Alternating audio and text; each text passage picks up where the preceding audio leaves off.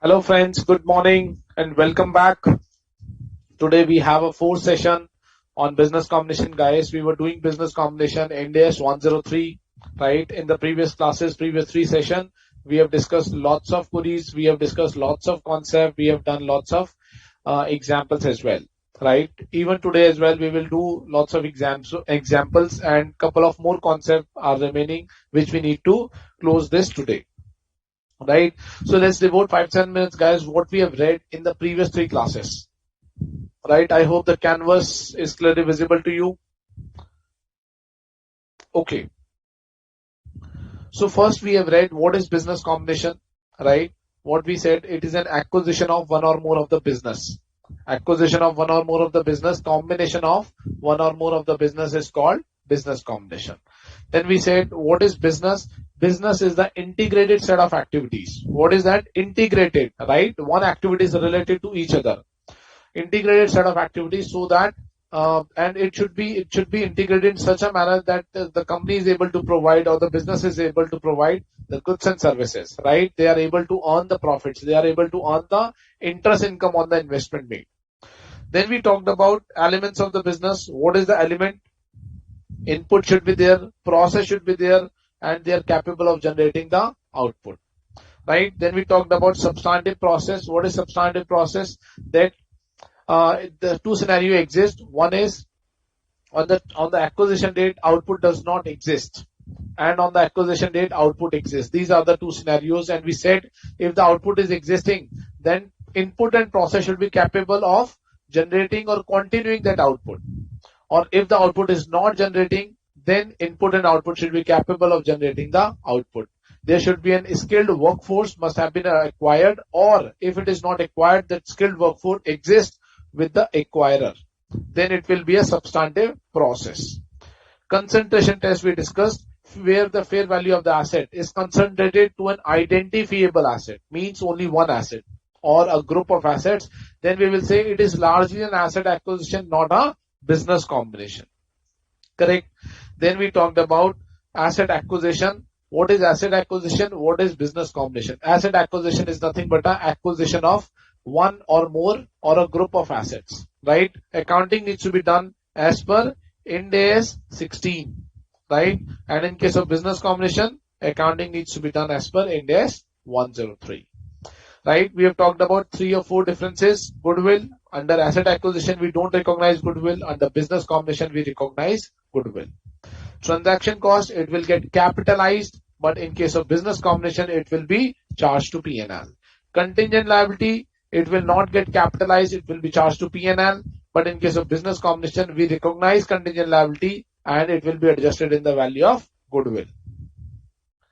Fair value of assets and liabilities assumed, right? All the assets and liabilities needs to be recognized at fair value in case of business combination, but in case of asset acquisition, we capitalize all the assets as per Ind AS 16. Then we have talked about methods of business combination, purchase method and the common control method. What is purchase method? It's a third party acquisition.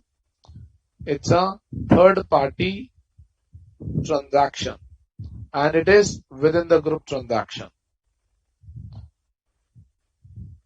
Correct. Purchase method, it's a fair value accounting. Common control, it's a book value accounting. Right. We will discuss book value in the previous classes. We have talked about purchase method or the acquisition method. Right. If I go into the detail of acquisition method, what we have read? We have read identify the acquirer. Who is the acquirer? The acquirer must be the person, must be the company who obtains control on one or more of investee. Right. What is the acquisition date? We said it is an effective date, the date on which the control has been acquired. The date on which the control has been acquired. C point is determine the purchase consideration. Right? Purchase consideration can be in many terms. One is cash, assets, liabilities incurred. Second is equity shares. Third is contingent consideration, and the fourth is deferred consideration. Right? And this all needs to be recognized at fair value. Correct? This all needs to be recognized at fair value.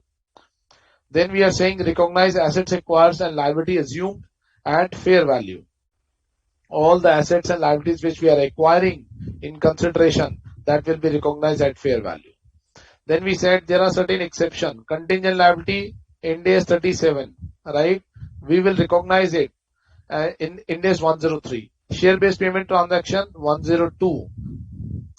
Employee liability, Ind AS 19. Income tax, Ind AS 12. Reacquired rights 103. Lease accounting 116. Assembled workforce not recognized. Right? Not recognized. And we also talked about recognition of intangible. Recognition of hidden intangibles. Right? There are hidden intangibles which needs to be recognized. For example, customer contract, brands, patent, right? Which needs to be recognized. This will adjust the value of the goodwill. Right? Then we have recognized NCI either at fair value or proportionate value. Choice is only available on the acquisition date. Then we said recognize goodwill or bargain purchase gain. Goodwill is recognized in the assets. Bargain purchase gain, if it is clearly evident why bargain purchase gain is arising, it may be a bankruptcy case that I am acquiring a company who has got bankrupt. I am acquiring a company in case of distress sale. I am acquiring a company who is supposed to be sold as per the regulatory requirement, right? If it is clearly evident, then I will recognize in OCI and then it will get accumulated in the equity as capital reserve. If it is not clearly evident, then it will directly go in the equity as capital reserve.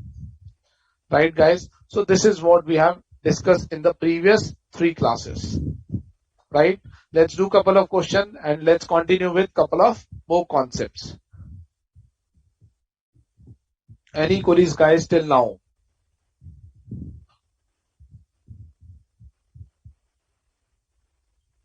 I hope you guys are attending the session. Okay. Let me continue. Let's do one question first. Question number 21, page number 13.54. Right? On 1st January 2001, A Limited acquires 80% equity interest of B Limited in exchange for 15 crores. Right? So A Limited and this is B Limited on 1st January 2001, A Limited acquires 80% stake. 80% stake at rupees 15 crores. Former owner of B were required to dispose of their investment in B by a specified date and accordingly they did not have the sufficient time to find potential buyers. A qualified valuation professional hired by the management of A Limited measures the identifiable net asset acquired in accordance with Ind AS 103, right, at 20 crore rupees. So net assets fair value is equal to 20 crore rupees, right? The fair value of 20% NCI, right? So 20% is NCI. 20% is NCI, right? The fair value of 20%, NCI fair valuation of 20% is 4.2 crores. How should A Limited recognize the bargain purchase gain? Right? So guys, question is very simple. A Limited has acquired B Limited 80% interest, not 100%, at 15 crore rupees and 20% is NCI. So what we have discussed in case of NCI can be computed on 2 bases. One is fair value basis and the second one is proportionate basis. Right? What is fair value? NCI fair value is given in the question, which is 4.2 crores. Right? And what is proportionate basis? What is proportionate basis? Net assets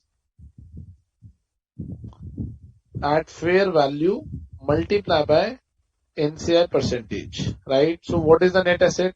20 crores multiplied by 20% is equal to 4 crores. right? So here we have a choice either to account for at fair value or to account for at proportionate basis, right? Now we need to compute goodwill. Compute or computation of goodwill or bargain purchase gain, right? There will be two scenarios, scenario 1 and scenario 2, where NCI is recognized at fair value and NCI is recognized at proportionate value.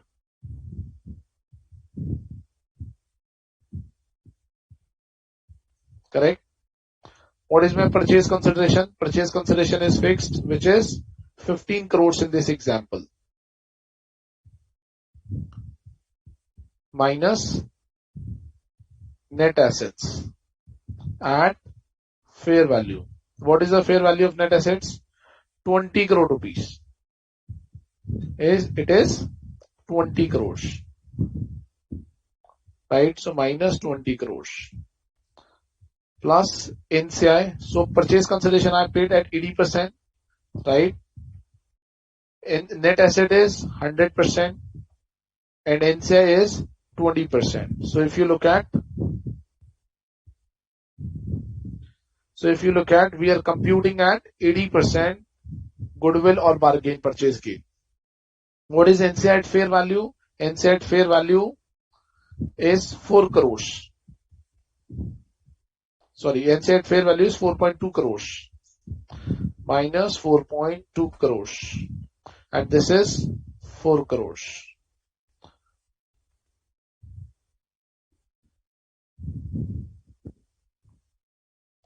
Right? So this will be 1 CR bargain purchase gain. Right? And this will be 80 lakhs. And this is bargain purchase gain.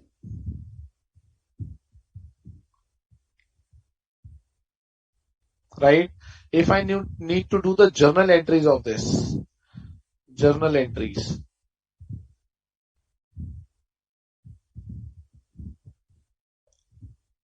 Scenario 1. So what I have acquired? I have acquired a net asset at 20.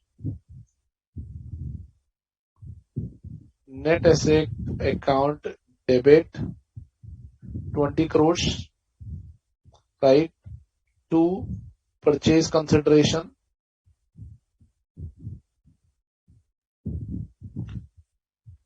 Purchase consideration is 15 crores to NCI.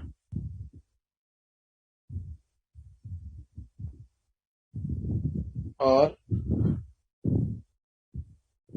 I have recognized purchase consideration, I have recognized asset and NCI 4.2 crores. To NCI 4.2 crores. Correct, and bargain purchase gain. Bargain purchase gain 80 lakhs. This will be my journal entry in the scenario 1. And scenario 2, this will be 20 crores. This is 15 crores. This is 4 crores. And this is 1 crores. Right? This bargain purchase gain needs to be recognized in OCI and then in equity. Recognized in OCI, right, and transferred to, or accumulated to, I would say, accumulated to equity as capital reserve.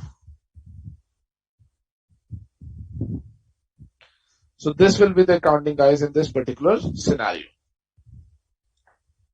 Let me know if there is any doubt.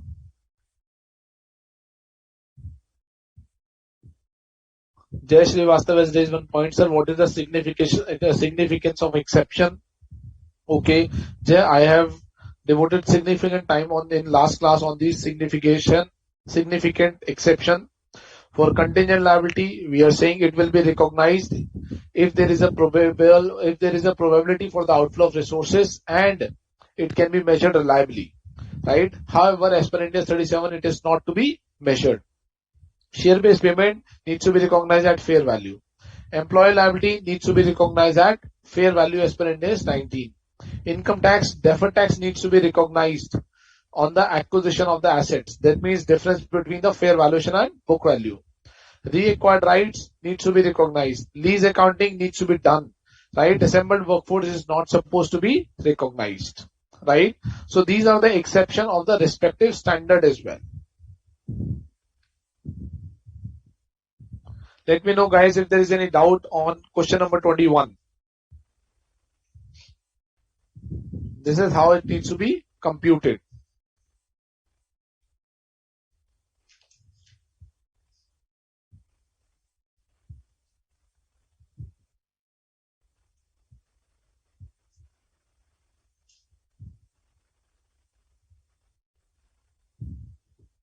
I hope this should be clear. Simple example.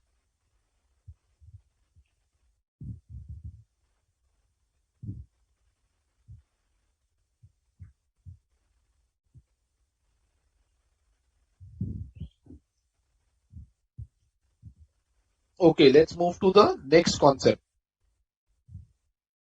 Next concept is the measurement period.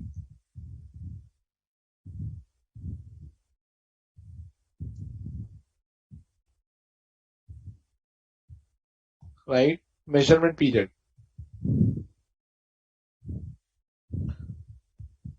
If the business combination accounting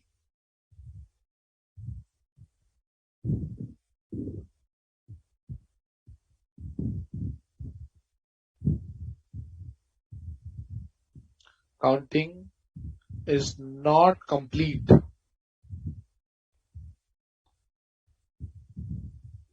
due to lack of availability of information.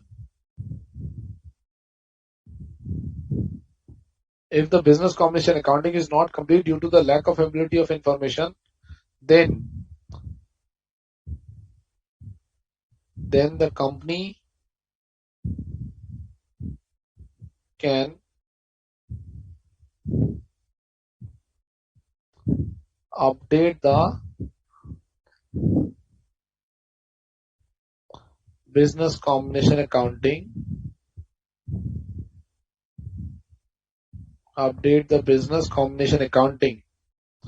in next 12 months.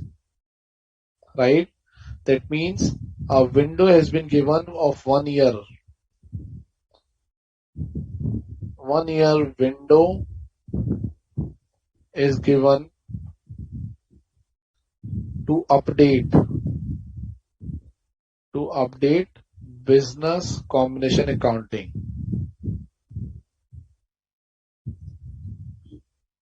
Right? Why this has happened? The objective of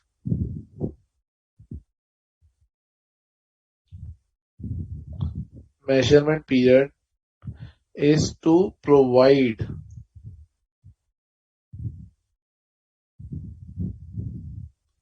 reasonable time to complete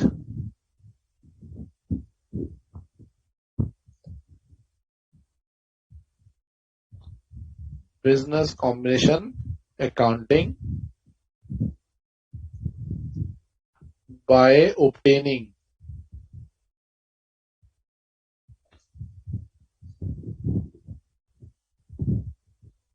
information from inquiry. right? It may possible that business combination has been done. Let me take an example. A Limited acquired B Limited, right? A Limited acquired B Limited. This is 31st March 2022, and let's say this is 15th March 2022, right? Now, in order to do the accounting of 31st March, right? Period is very less. Business combination accounting needs to be done on the acquisition date, and the accounts closure date is this one. And let's say the auditor has put the date 15th May 2022, audit sign off date. This has been decided. Audit sign off date, right?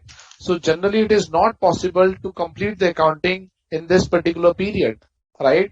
That is why 12 months window has been given, so that the acquirer can complete its accounting in the next 12 months, obtain the information from the acquiree and account for the business combination, right? When we are saying update the business combination accounting, that means first of all the goodwill needs to be recognized here, or bargain purchase gain needs to be recognized here.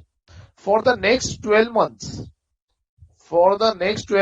if there is any update in the information, this goodwill will get updated. But provided the information needs to exist on the date of acquisition, right? So what is my third point? Third point is, once the information is available,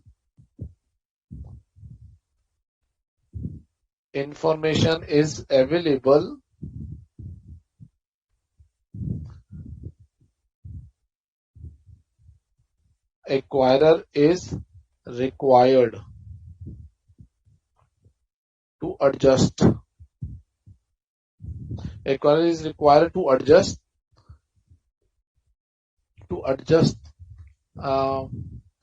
the updated information.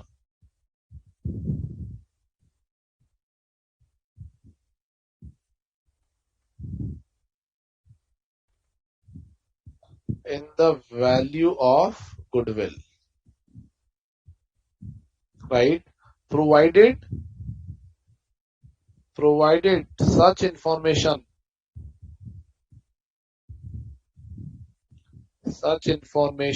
must exist as on acquisition date. Such information or facts must exist on acquisition date, right? Fourth is, any new facts or error identified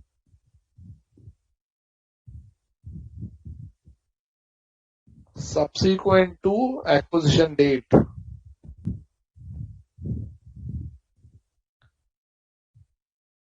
shall not be adjusted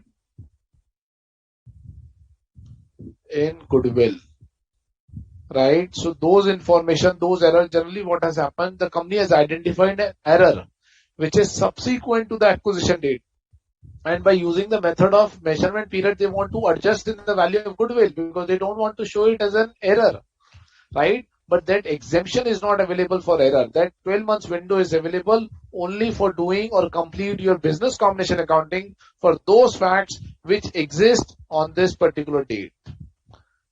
Facts must exist on acquisition date.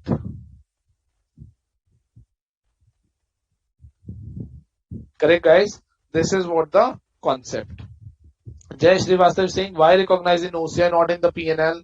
Jay, my question is, why goodwill if it would have been a goodwill? Whether you recognize goodwill in the P&L? Business combination accounting never, it's not a P&L accounting, it's a balance sheet accounting. We are acquiring an asset, we are acquiring a liability, we are paying consideration, and differential is a goodwill if there is a loss. But if there is a profit, it is not taxable, it will be recognized in the balance sheet itself through OCI. Right? If you are saying ये OCI में मत लेके जाओ, P&L में लेके जाओ, goodwill भी P&L में लेकर जाओ फिर तो, right? Which is not the case. Right, guys? I hope the concept of measurement period must be clear to you.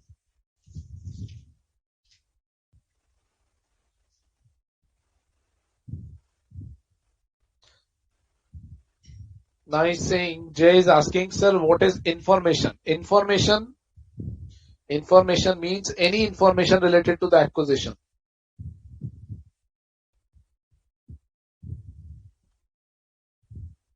Any facts, data, documents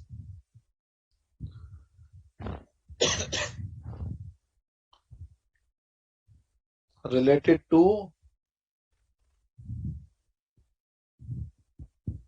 acquisition. Okay, guys, let's do one more question. Question number 22.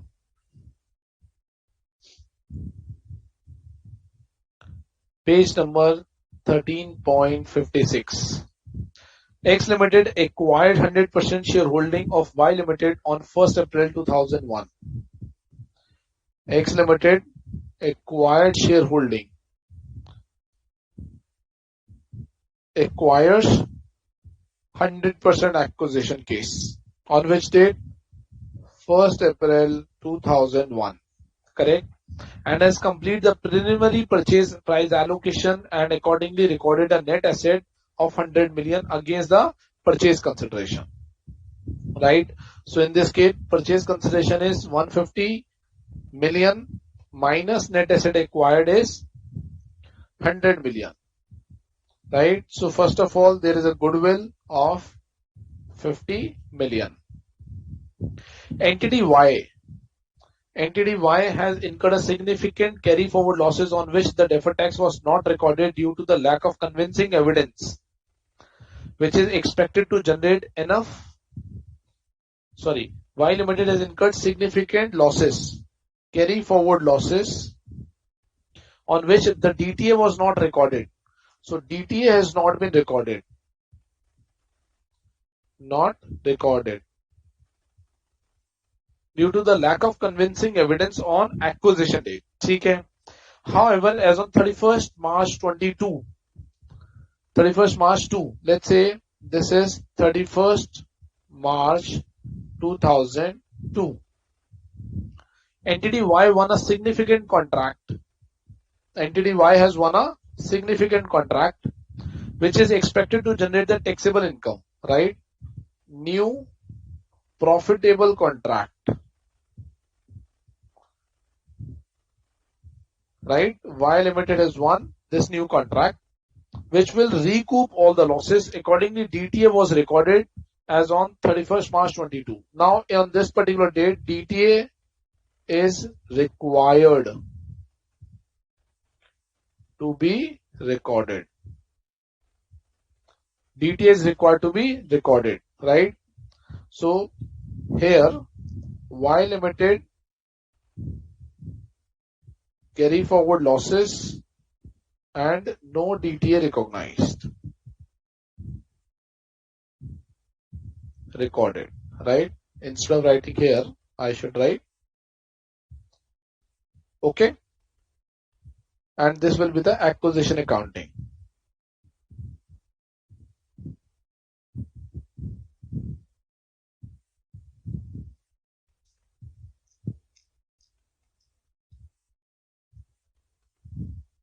Correct, guys?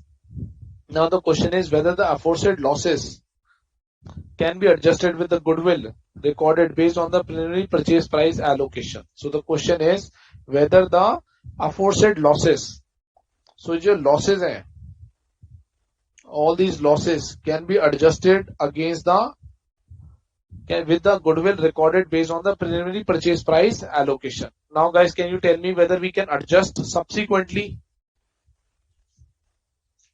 Can we recognize deferred tax? Simple question is, can we recognize this deferred tax? Is this newly profitable contract existing on the acquisition date, which is this one? No.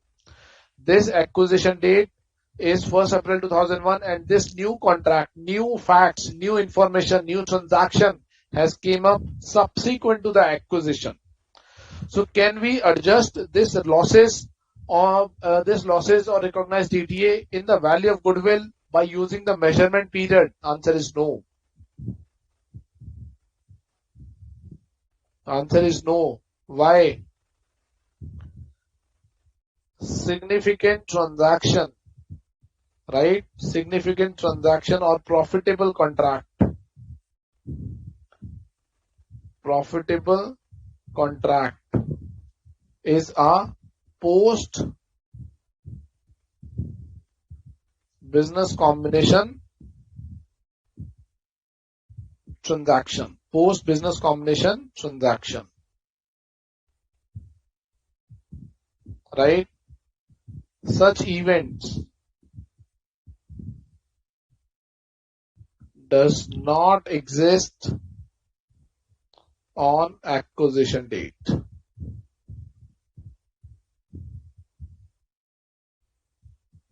Hence, such losses cannot be adjusted. Such losses cannot be adjusted against goodwill by using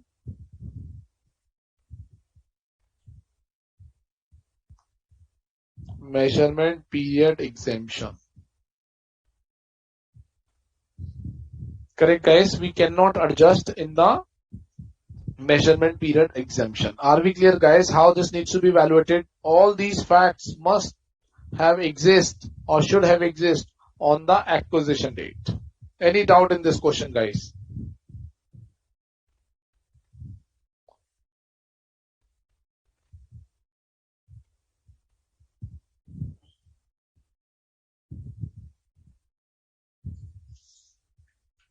Let me know, guys, any doubt if you have.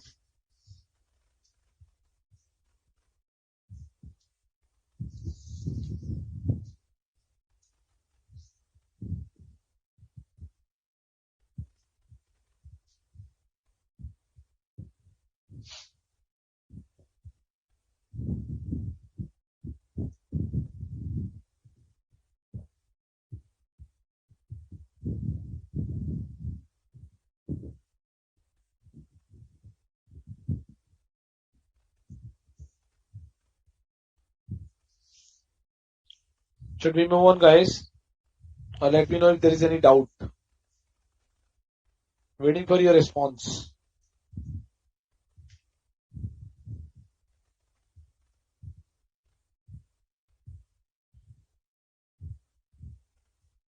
So Jay is saying, summarize this question. So Jay, I hope the question is very simple worded. Simple case, X has acquired Y Limited, 100% acquisition, purchase consideration 150 million, net asset is 100 million, right? Goodwill is 50 million, right? On this particular date, Y was having significant losses due to which they have not recorded the deferred tax asset, right?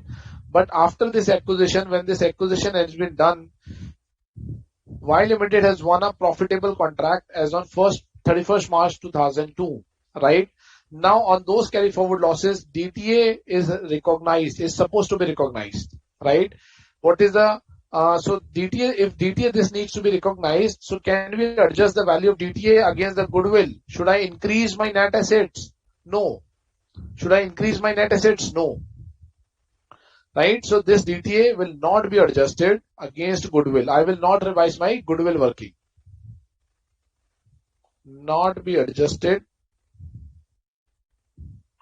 against goodwill. Right? This is what the sense of the question is. Okay. Let's move on. Let's do another question. Question number 23. Page 13.57. ABC Limited acquires XYZ Limited in the business combination on 15th January 2001. So let's say this is 15th January 2001, right? ABC acquired XYZ.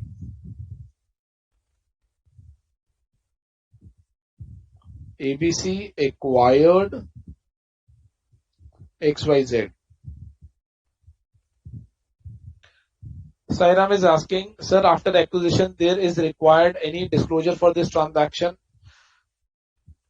Okay, so if DTA is supposed to be recognized, not disclosure, only a normal accounting entry of Ind AS 12 needs to be done, right, on which deferred tax to be recognized. If it would have been the case company is not recognizing a deferred tax, then the disclosure is required. Why? Why the company is not recognizing deferred tax, right? Or if, let's say, company is adjusting the value in the goodwill, if let's say it would have been the case companies are adjusting the value of DTA in the value of goodwill, then the disclosure is required. But in this case, no. ABC acquired XYZ Limited on 15th January, few days before the date of acquisition, right? Few days before, that means somewhere here. One of the XYZ customers had claimed that certain amount were due by the XYZ under a penalty clause for completion delay included in the contract, right? So एक customer ने claim कर दिया company के ऊपर that certain amount were due by XYZ. XYZ is supposed to pay for the penalty, right? XYZ is required to pay penalty, correct? ABC evaluated the dispute based on the information available at the date of acquisition. This is the date of acquisition. And concludes that XYZ Limited was responsible for at least some of the delays in completing the contract. And based on the evaluation, ABC recognizes 1 crore towards a liability, which is best estimate of the fair value of the liability. So A Limited has recognized this contingent liability in acquisition accounting of rupees 1 crore. So this has been taken in acquisition accounting.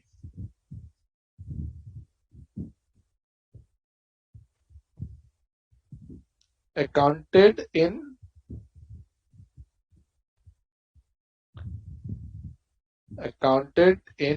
acquisition accounting.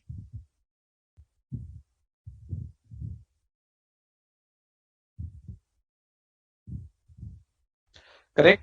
Now 1st October 2001, right? So this has been accounted, so there is no need. This is a information which was available on the date of acquisition, and this information pertains to past period.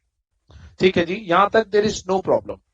On 1st October 2001, within the measurement period, right? What is the measurement period? The window is for 12 months. Window is for 12 months period. Correct. The customer presents additional information as per which ABC concludes that the fair value of the liability on the date of acquisition is 2 crores. Customer, ये वही customer है who has raised the query in the past, who has filed. Customer present additional information. So there is additional information, right? Due to which the fair value of the liability, the fair value of contingent liability should be 2 crores and not 1 crore. Correct. ABC Limited continues to receive and evaluate the information related to the claim after 1st October 2001. Its evaluations does not change till February 2002. That means after the measurement period. Measurement periods end, let's say February 2002. Let's say this is February 02. This is the measurement period window, right? After the measurement period, when it concludes that the fair value of the liability of the claim at the date of acquisition is 1.9 crores, right? So यहाँ पर additional facts और आए, continues to receive the information related to the claim. Its evaluation does not change till February 22, right? So here itself we were saying the fair value of contingent liability is equal to 2 crores, right? After the measurement period, it concludes that the fair value of the liability, fair value of contingent liability is equal to 1.9 crores after February 22. ABC Limited determines that the amount would be recognized with respect to the claim under Ind AS 37 is 2.2 crores. ABC Limited determines that the amount that would be recognized with respect to the claim under Ind AS 37 as at February 22 is 2.2 crores, right? So as per Ind AS 37,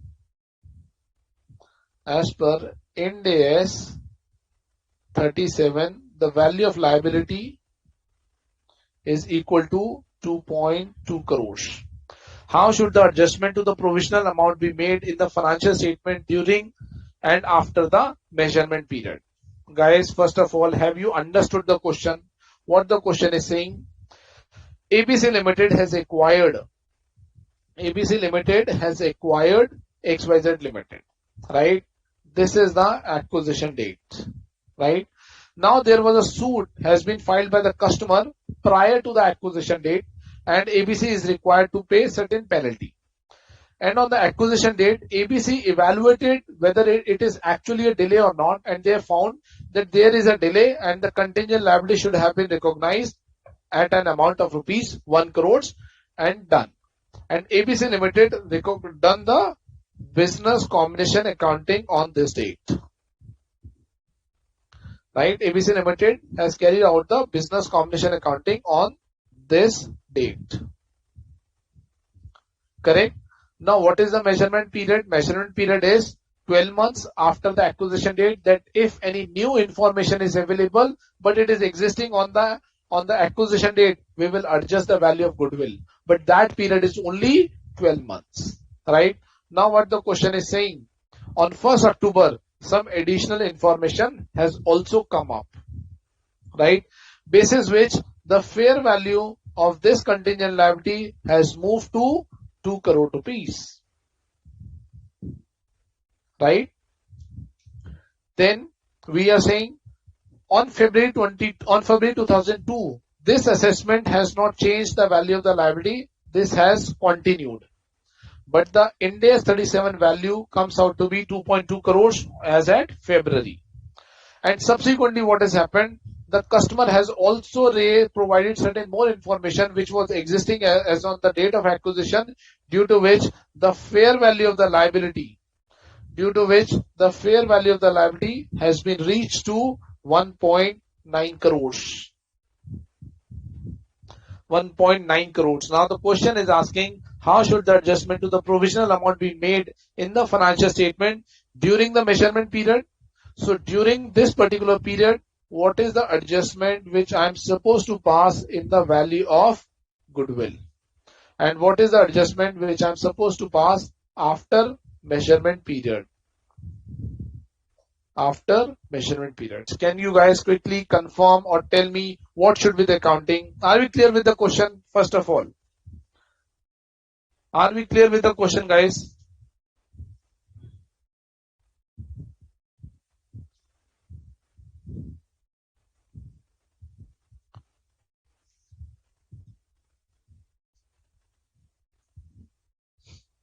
Are we clear with the question? Yes or no at least?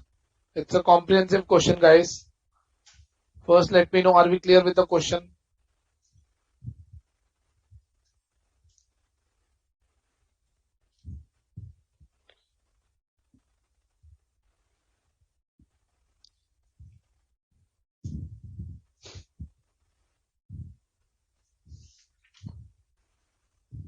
Guys, I'm waiting for your response. Are we clear with the question?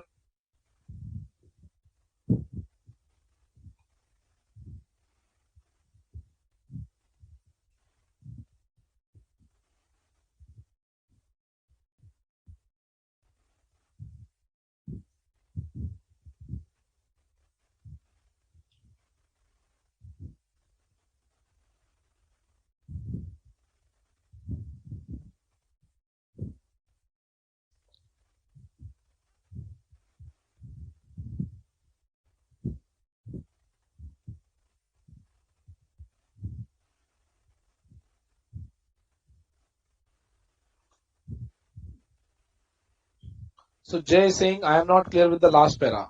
So last paragraph is only saying, Jay, first of all, this evaluation continues till 28th February, 28th February 02, right?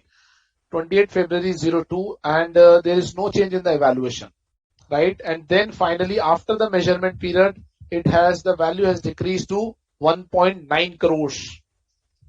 Value has decreased to 1.9 crores.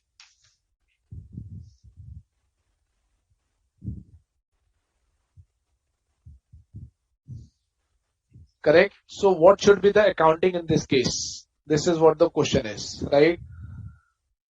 So what we need to do?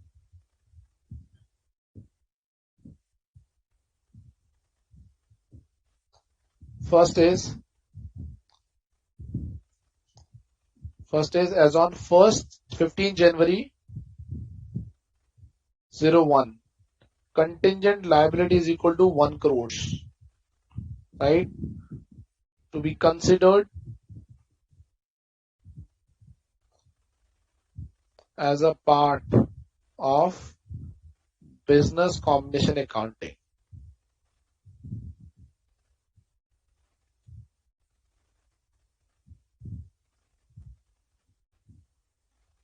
Right? This will be adjusted as a part of the business combination accounting.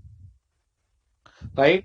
Now what has happened? This we have discussed. Now the second date is 1st October 2001. Second point is 1st October 2001. Now this liability has been reached to 2 crores. That means additional 1 crore as compared to 15 January. Additional 1 crore as compared to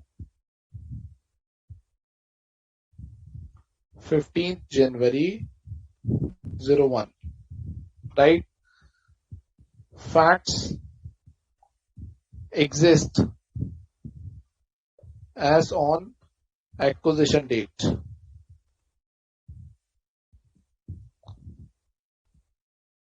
Right? Then information made available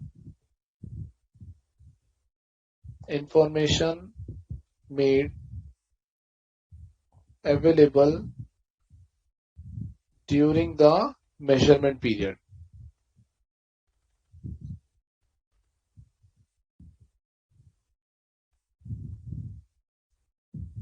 During the measurement period. Right? So additional 1 crore rupees. Additional 1 crores on account of contingent liability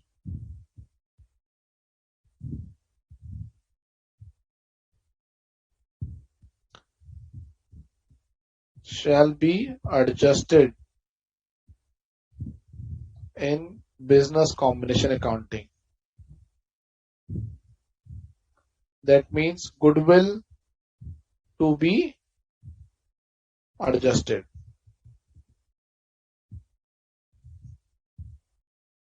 That means goodwill to be adjusted.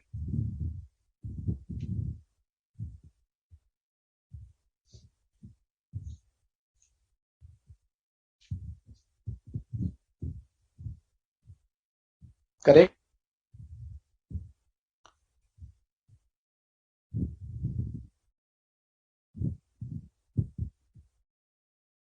Are we clear, guys, till now? Right? What is my measurement period in this case? 12 months starting from 15th January till 15th January or 14th January 02. Right? What is my measurement period?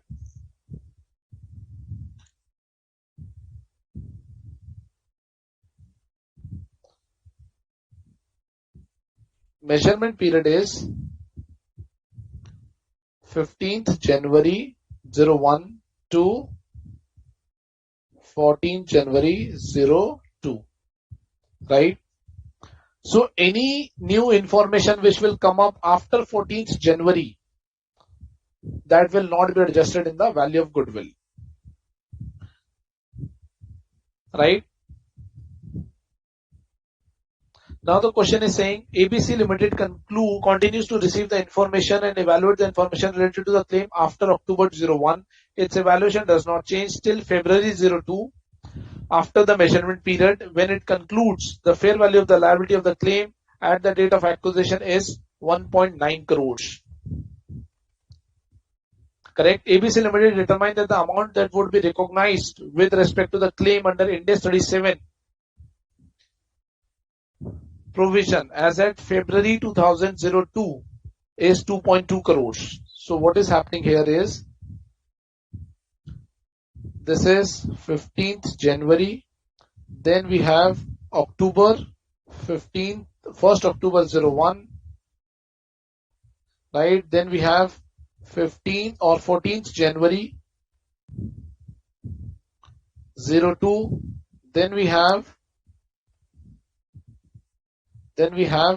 February 02, right?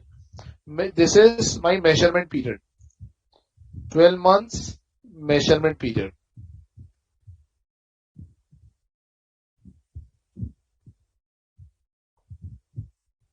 Now the question is saying as of February end, the value as per Ind AS 37, the value is, the fair value of liability is equal to 1.9 crores, and as per Ind AS 37, the liability has reached out to 2.2 crores.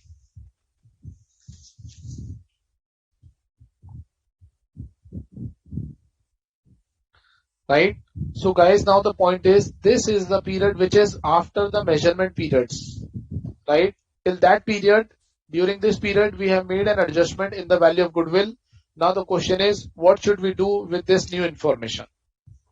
Now guys, tell me what we should do in this new information.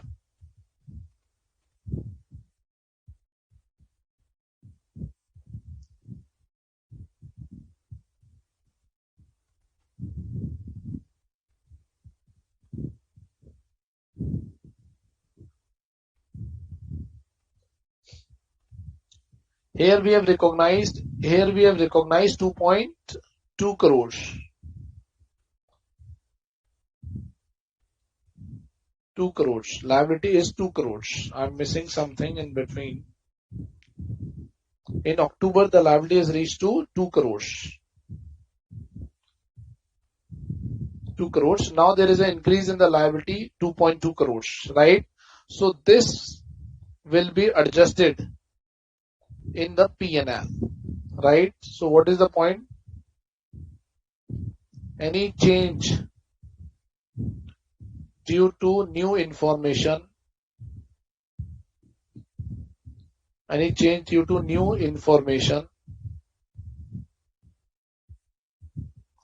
after measurement period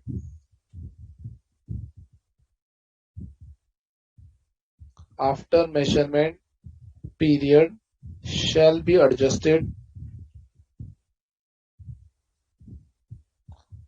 in P&L and not in goodwill, right? So contingent liability as per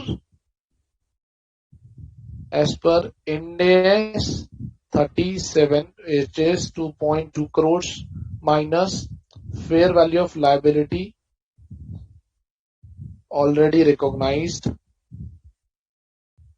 is equivalent to 2 crore rupees, right? And differential 20 lakh rupees needs to be charged in P&L.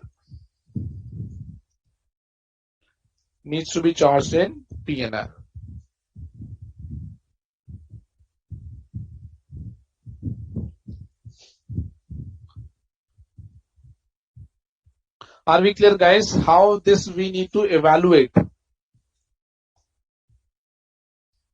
So any transaction within the measurement period, any new information within the measurement period needs to be adjusted in goodwill, as we have done in this particular scenario, right? So this increase will be recognized in goodwill, right? But this increase is not adjusted in the goodwill because this is after the measurement period. This will be adjusted in P&L. I hope guys we are clear on this part.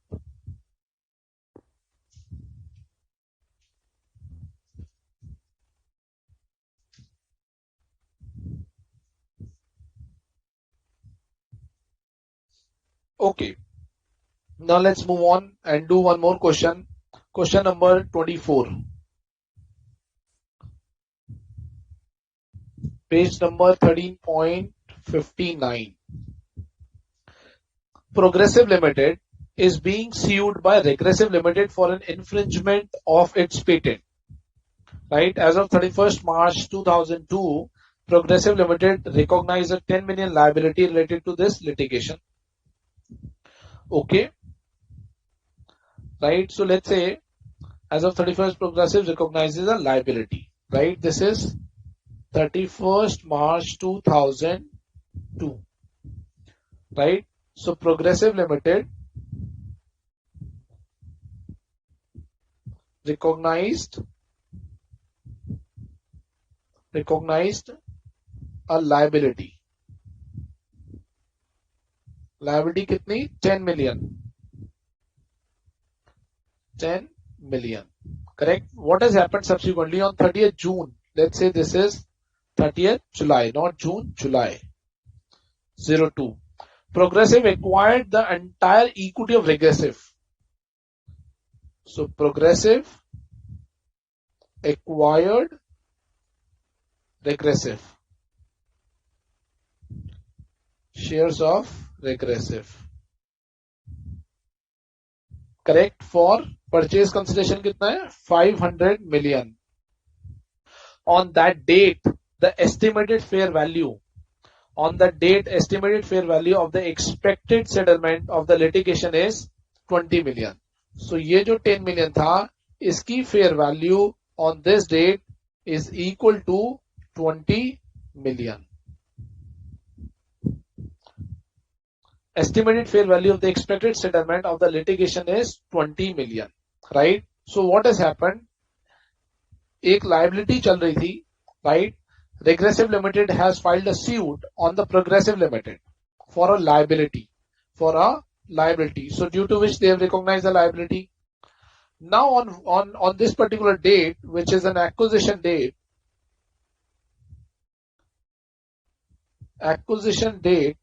Progressive Limited acquired 100% shares of Regressive Limited at 500 million. Right? That means once the deal has been over, at the time of acquisition, this liability must have been settled. That means finally they are saying that I am purchasing you. I have booked the liability already in my books of accounts on the suit made by you, and now I am acquiring you. I will pay you 500 million INR in all settlement. Right? So the question here is the question which the question should ask here, which is not written. So what is the question should be here? The question is, what is purchase consideration? What is purchase consideration? Right? So what is purchase consideration? In this case, my PC is 500, correct? 500 million. But actually this has been adjusted after this 20 million fair value. Right? After this 20 million fair value. That means I will purchase you at 500 and I will pay you 20 million, which is already included in the purchase price. So this is actually divided into two parts. One is 20 million, right? And second one is 480 million.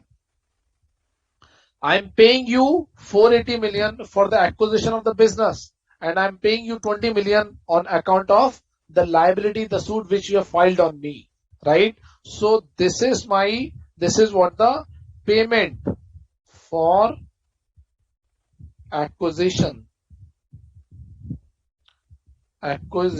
of business, and this is paid for payment for settlement of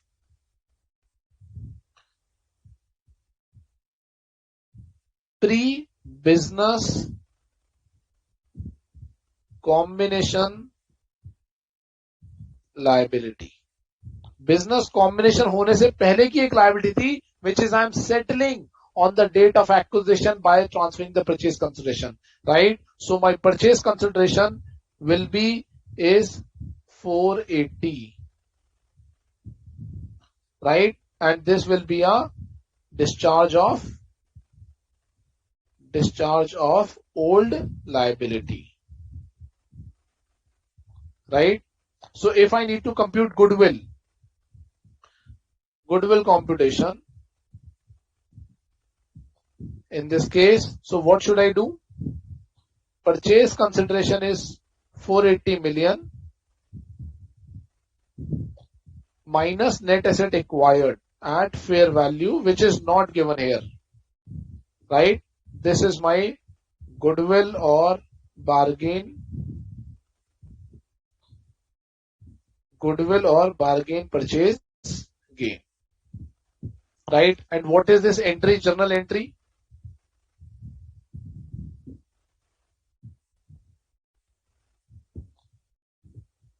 On 31st March, I have recognized a liability, right? So P&L debit, suit filed,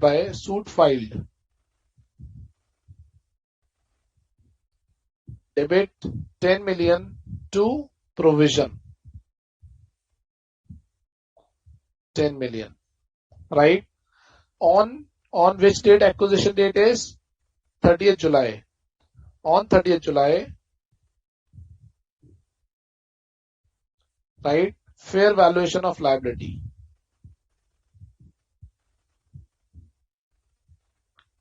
This is A, this is B. What is the entry? P&L debit to provision 10 million, and C is payment entry.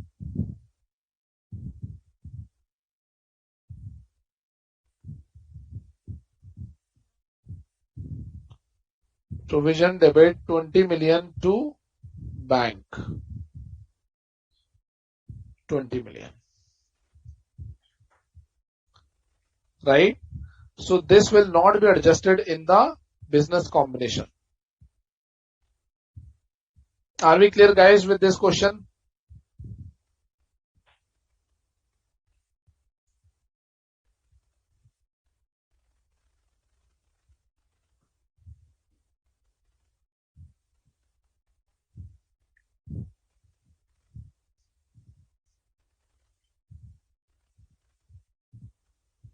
Right? So this is nothing but this is a new concept, guys. This is nothing but is called pre-existing relationship. Pre-existing relationship. Pre-existing of what? Pre-existing relationship prior to business combination. Prior to acquisition. Right? Example.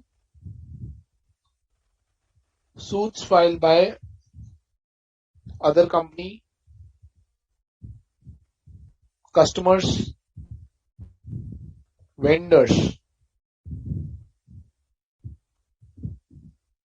right? Franchisee agreement settlement, franchisee agreements. What else? Sale of goods or supply contracts.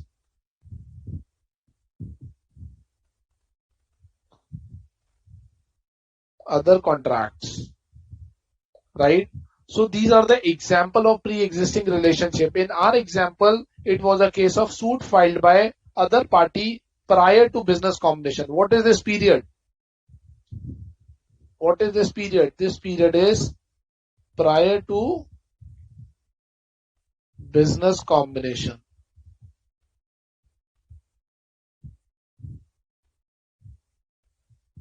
Correct? So what is the accounting guidance? Accounting guidance is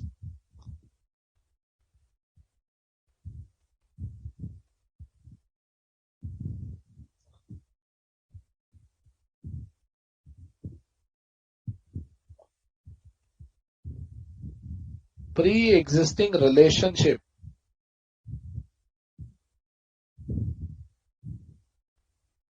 shall not form part of business combination accounting. When I'm saying business combination accounting, it means goodwill accounting, right? That means goodwill accounting.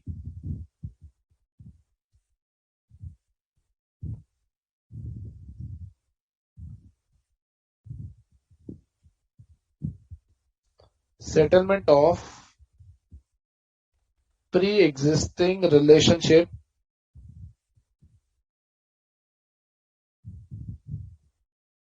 shall be accounted in P&L.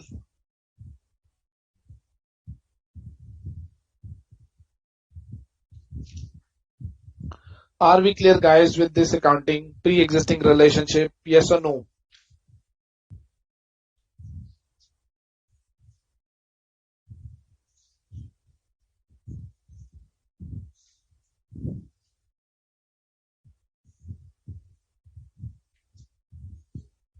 Quickly, guys, yes or no? Are we clear?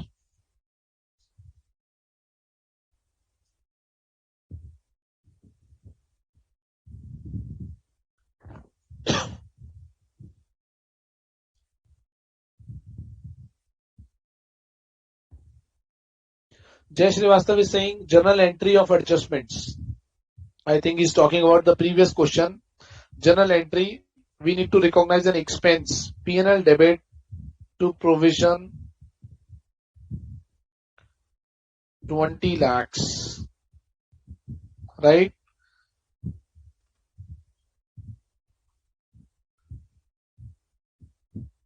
And this will be adjusted in goodwill, right? When you compute business combination, this will adjusted in goodwill, but for increase this, it will be the journal entries.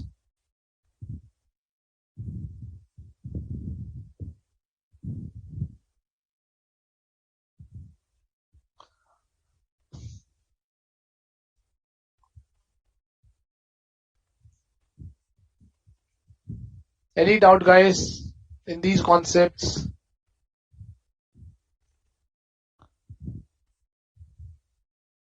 Are we clear? Yes or no, guys? I'm not getting a response. Are we clear?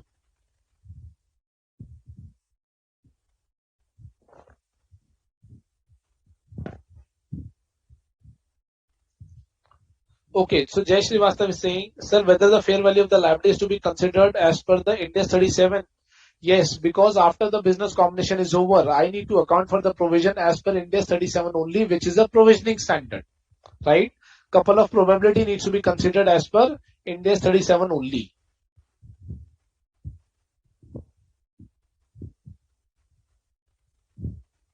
Correct? Should we move on, guys? Okay. Let me take one more example. Question number 25, page number 13.62. KKV Limited acquires 100% interest in Viva Limited.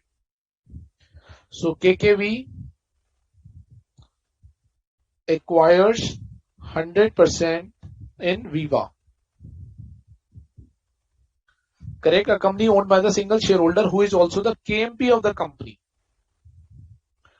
Right? So Viva Limited, so this has been acquired from KMP. Acquired from Mr. A, let's say. Mr. A. Acquired from A. Right? And A is also a KMP in Viva. Correct? And this has been acquired at a cash payment of 20 million USD. Right? And a contingent payment of contingent payment.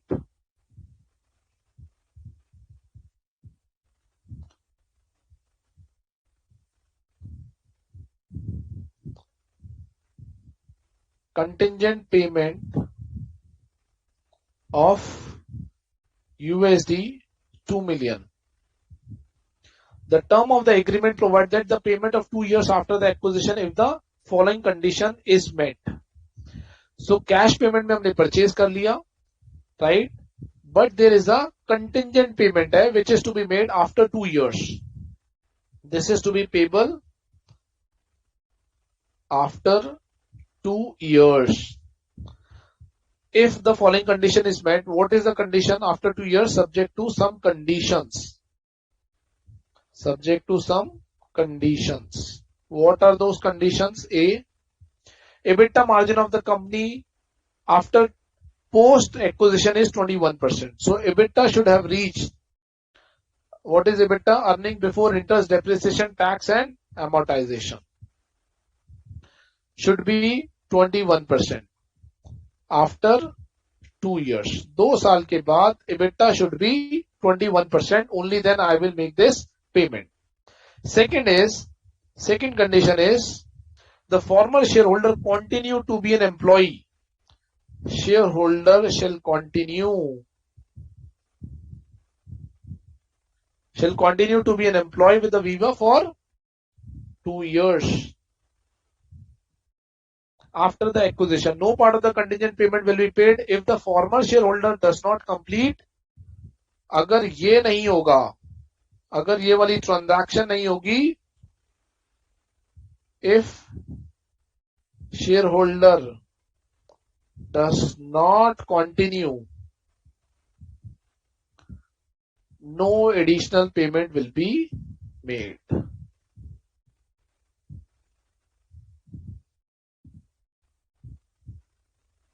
Correct? What is the question? Actually, within the question, real question has not been given. But anyways, so what is the question here is, KKV has acquired 100% stake in Viva, right? Mr. A is a shareholder or owner of the Viva and he is also the KMP in the company, right? This acquisition has been made at USD $20 million, right? There is a contingent payment. Contingent payment is also needs to be made. So purchase consideration is of 2 types. One is contingent, one is actual payment of cash or bank, right? What is contingent? That after 2 years, EBITDA must have reached to 21%. And it is written, shareholder shall continue. The KMP shall continue, but it is also written, if the KMP will not continue, then this amount will be forfeited, this amount will not be repaid. That means, what is the main condition? Shareholder or the KMP has to continue. That means, the total amount paid is cash payment is equal to USD 20 million. Cash payment is equal to USD 20 million. And guys, please consider this cash as equivalent to bank, right? Don't treat it as a cash. So this is my purchase consideration. Second is contingent payment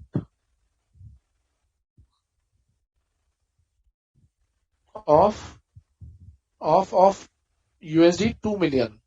What is the amount? USD 2 million.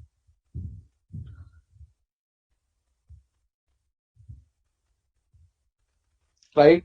Now the question is, it is actually dependent on KMP to continue. Right?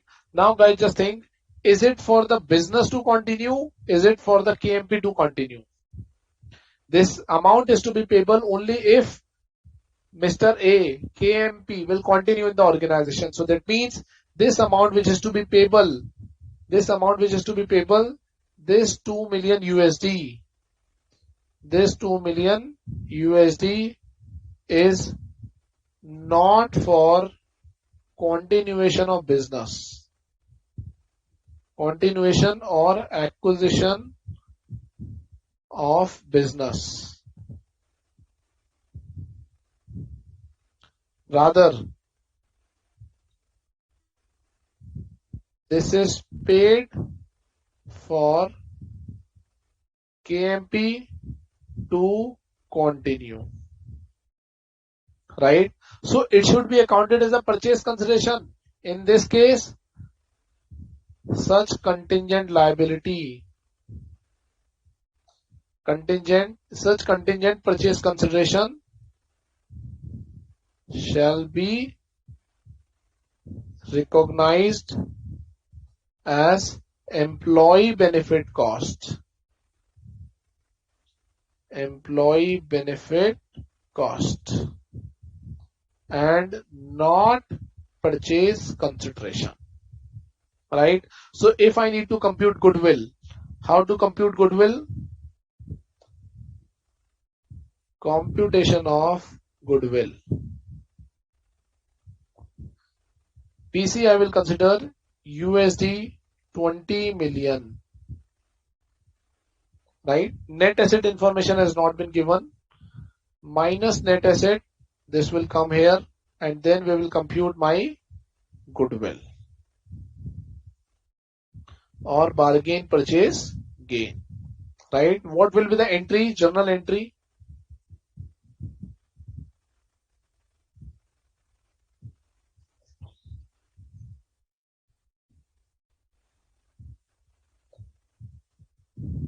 Employee benefit expense, account debit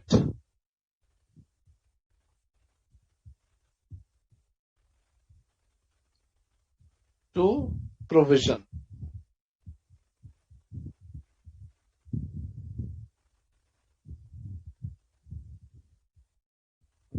right? And this provision will be subsequent accounting.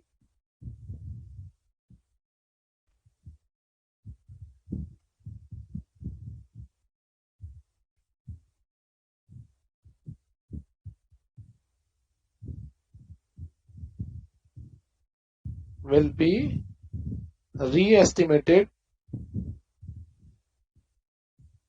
on each reporting date as per Ind AS 37.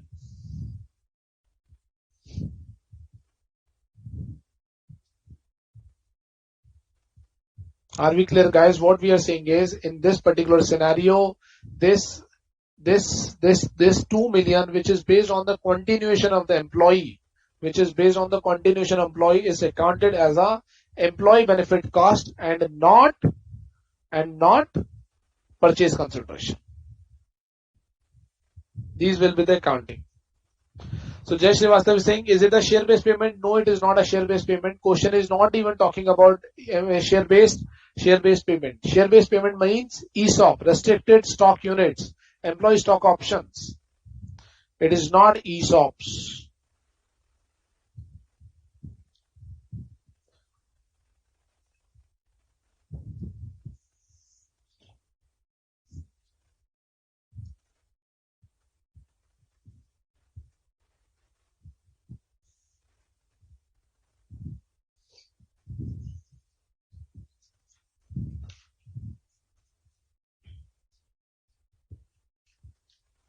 Okay guys, let's do one more question on ESOP.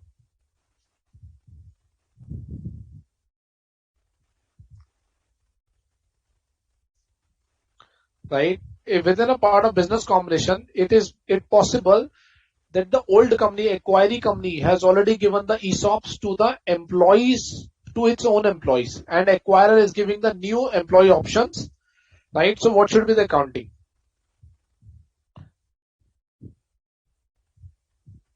Sorry.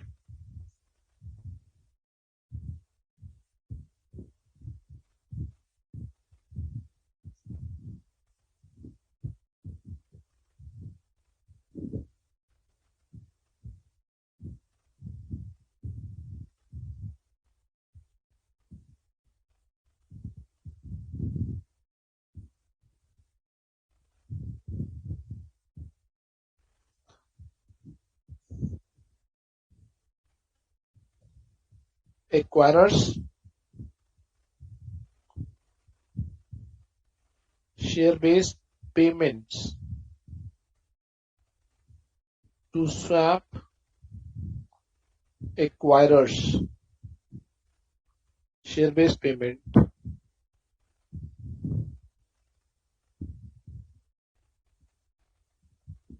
to its employees,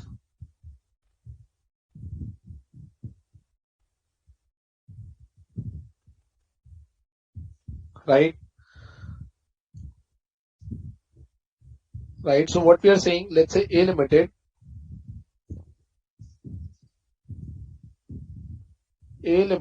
acquires B Limited.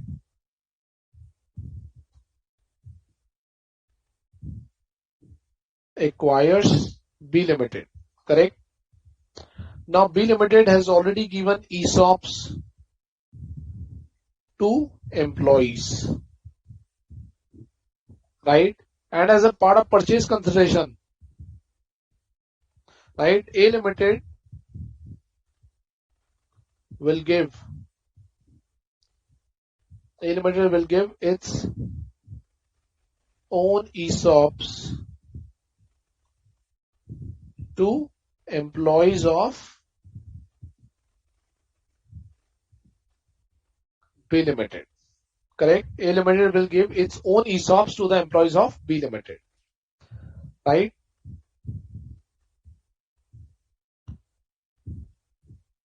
B Limited ESOPs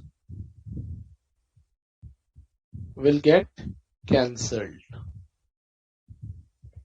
right? Now what is the accounting treatment? This is a transaction, this is how it operates. What is the accounting treatment?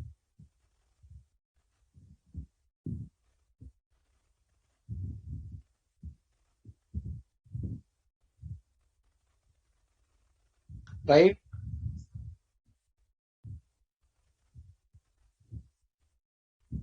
ESOPs. This will be first of all divided into two parts. Pre-business combination,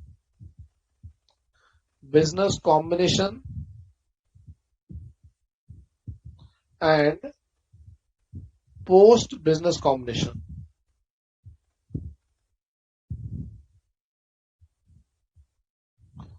Pre-combination and the post-business combination. Correct? How this to be computed?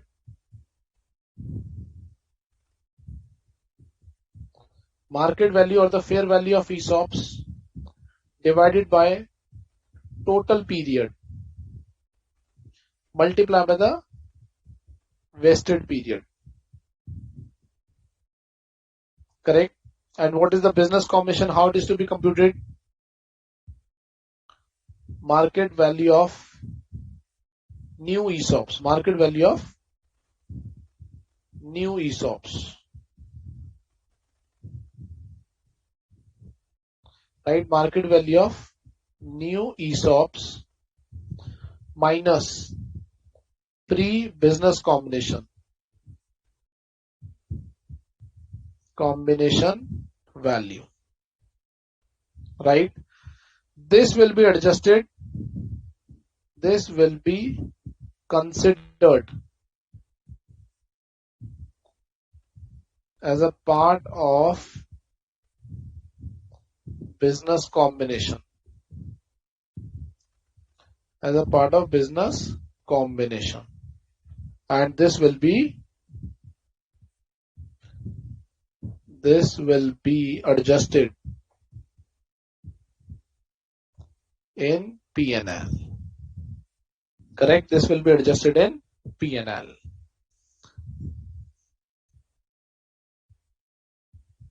As per Ind AS 102.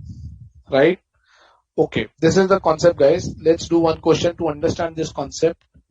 Question 27, page 13.67. Green Limited acquired Pollution Limited. So there is a Green Limited. They have acquired Pollution Limited. Green Limited had to replace the Pollution Limited existing ESOPs The original award specify vesting period of 5 years. Vesting period, original vesting period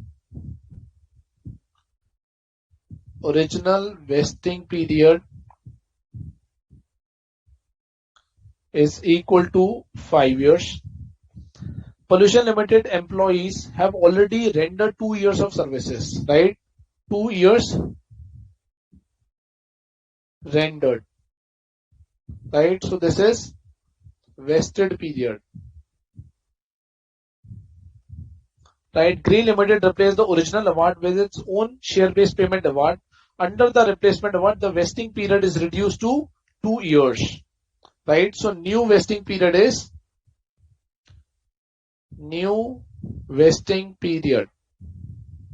is equal to 2 years, right? That means from 5 years it has been reduced to 2 years, right? So how to compute the market value of the award at the acquisition date is original award 500, replacement award 600, right? And as the acquisition date, all the awards are expected to vest, right? So we need to compute pre-acquisition value, right? My value is 500 divided by value of acquiree award or value of acquiree award divided by total value multiplied by vested period, right? What is the award is 500 fair value divided by, this is the period, not value, divided by 5 years multiplied by 2 years. 200 value which we have got. Now what is the post acquisition value? Market value of acquirer minus pre-business combination value. Combination value. So market value is 600 minus 200 is equal to 400, right? And this, the vesting period is 2 years. Vesting period is 2 years. This will be recognized as expense. This will be charged to P&L over 2 years, right? In the previous I should write acquires ESOP, market value of acquirer, acquiree award, and market value of acquiree award, acquirer. Correct? This will be the accounting, guys. This 200 will be included in purchase consideration,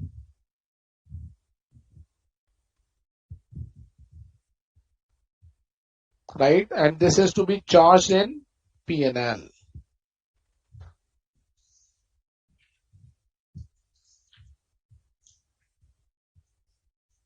Are we clear, guys?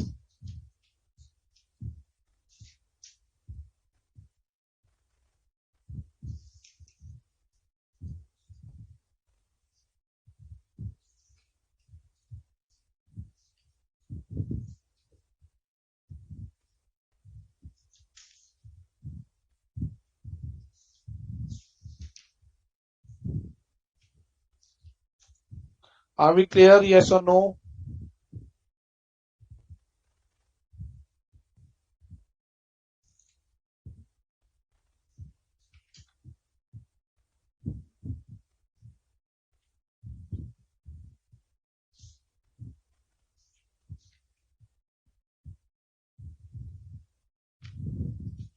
Okay, let's do one more question on NCI, guys. We have talked about NCI, right? Let's do, I hope this must be clear to you guys.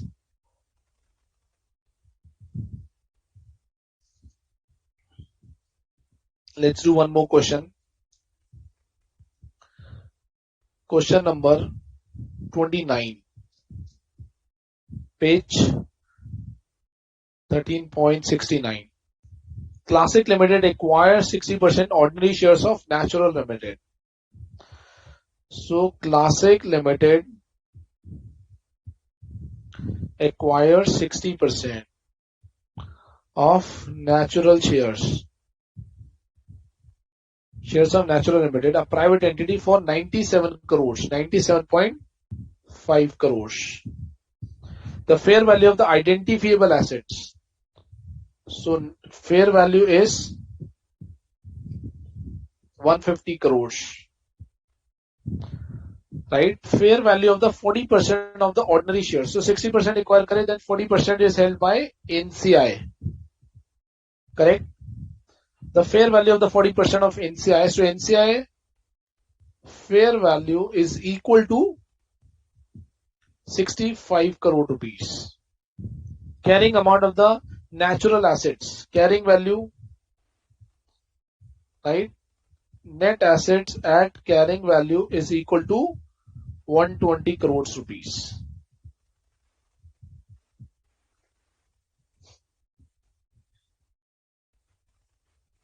Correct? How will the NCI be measured? Correct, guys? So the question is, Classic Limited acquired 60% stake in Natural. NCI is holding 40%. The fair value of NCI is 65 crores. Right? Purchase consideration is this one. Net assets of this company, Natural, net asset of this company at fair value is this one. Carrying value is this one. Right? So compute NCI or compute goodwill. So NCI is holding 40%, right? We said on the date of acquisition, two options, fair value and proportionate value.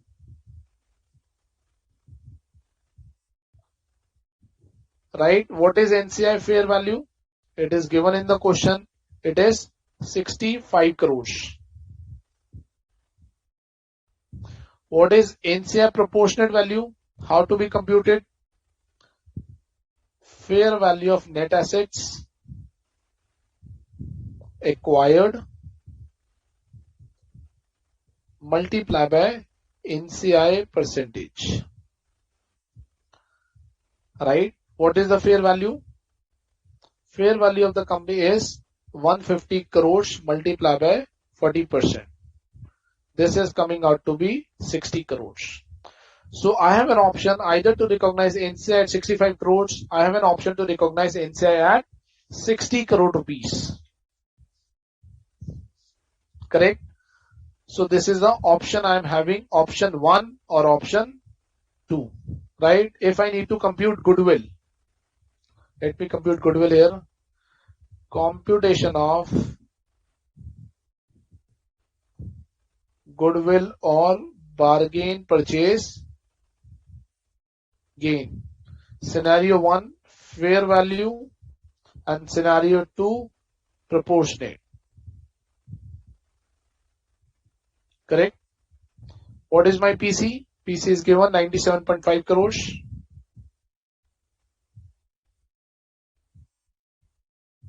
Minus net asset acquired.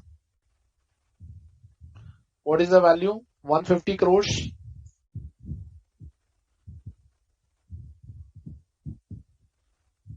Right? People may ask, sir, we are paying 60%.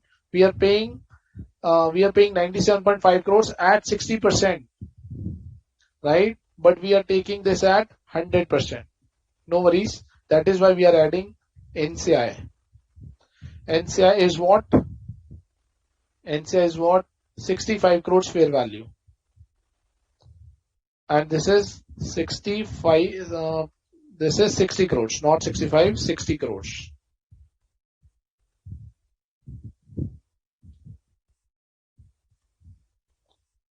$65 crores and this is 60 crores. right? This comes back 40%. This is 60%, and this will come out to be only 60%, right? This is 12.5 crores and this is 7.5 crores goodwill, right? If I need to create a journal entry,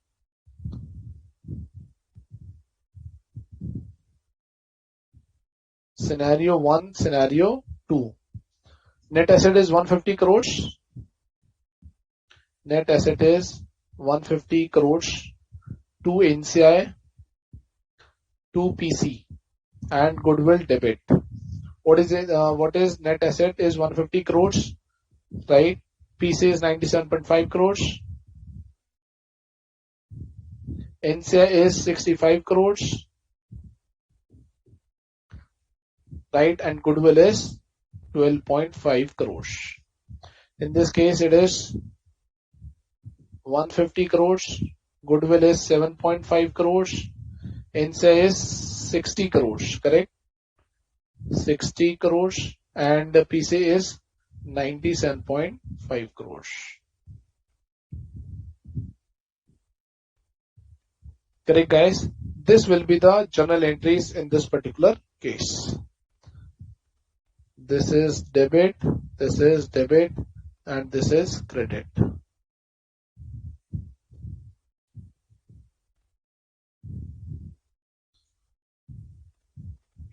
Correct, guys? I hope this must be clear to you.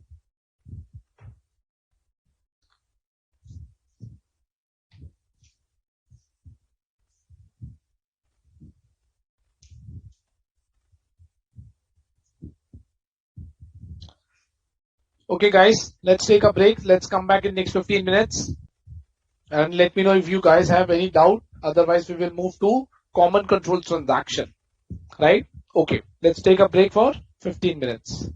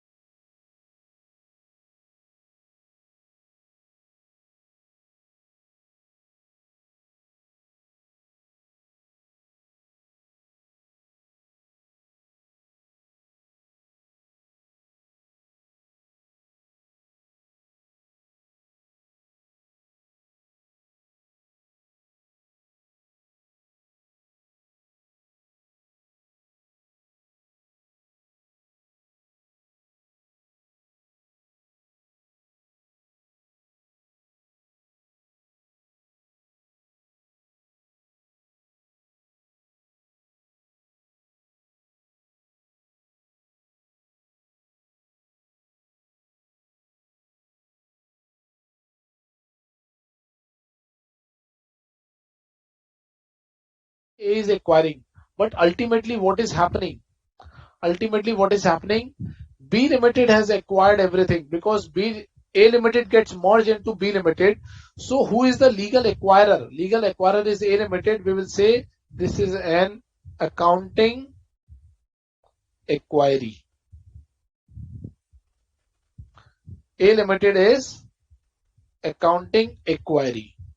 And who is the legal acquiry? It's B Limited. But for accounting aspect, we will treat B Limited is accounting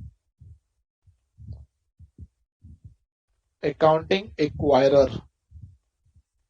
Because ultimately you see what is happening. Who will sustain? B Limited will sustain. A ने acquire किया, A merge हो गया, and B Limited will sustain. What is the objective? A is a private company. A objective is to become a listed company. So this is one of the method to become a listed company. So we are saying who is the legal acquirer? A Limited. But for the accounting aspect, it becomes a legal acquiry. Who is the legal acquiry? B Limited. But for the accounting purpose, B is considered to be an acquirer. That means entire business combination accounting to be done. Business combination accounting to be done in the books of B Limited. Right? So that means what is the concept? What is the accounting treatment?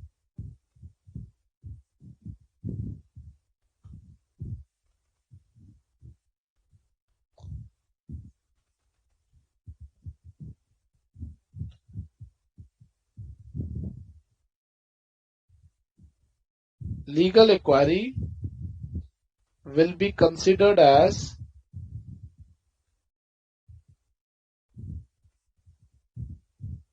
accounting acquirer, right? Legal acquirer will be considered as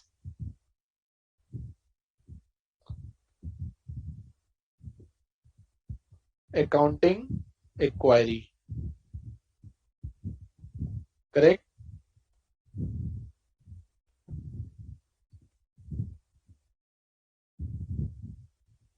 Business combination accounting is to be done in the books of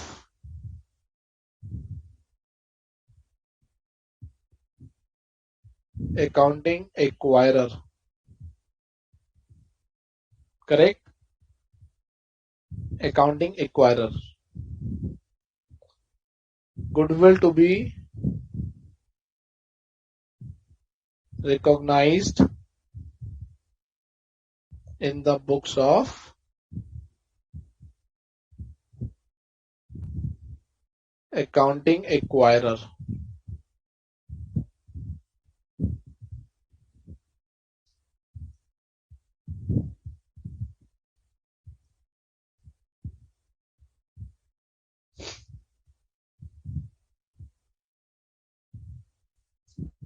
So what we are saying, one person is saying, Saram is saying, please repeat the concept. Jay is saying opposite. Why? Jay, try to understand the concept first, right? What we are saying, there are two companies, A Limited and B Limited. B is a listed company. A wants to become a listed company, right? A Limited has acquired B, and parallelly or consequently, A Limited gets merged in B Limited, right? So A Limited ceased to exist. What has happened? A Limited ceased to exist.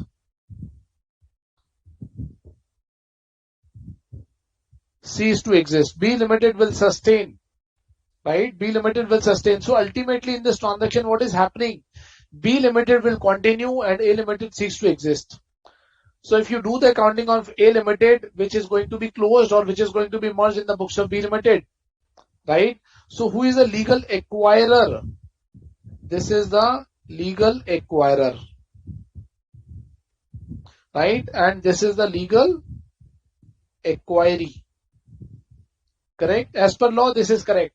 But ultimately, what is happening? What is the substance of the transaction? A is ceased to exist and B will sustain. So thereby we are saying A Limited will become a accounting equity, and B Limited will become a accounting acquirer. So who is the acquirer as per 103? We will do the accounting in the books of acquirer, which is accounting acquirer in this case, right?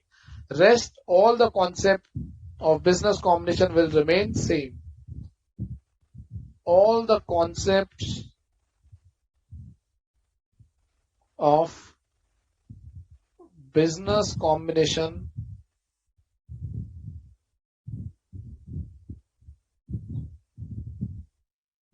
will remain same.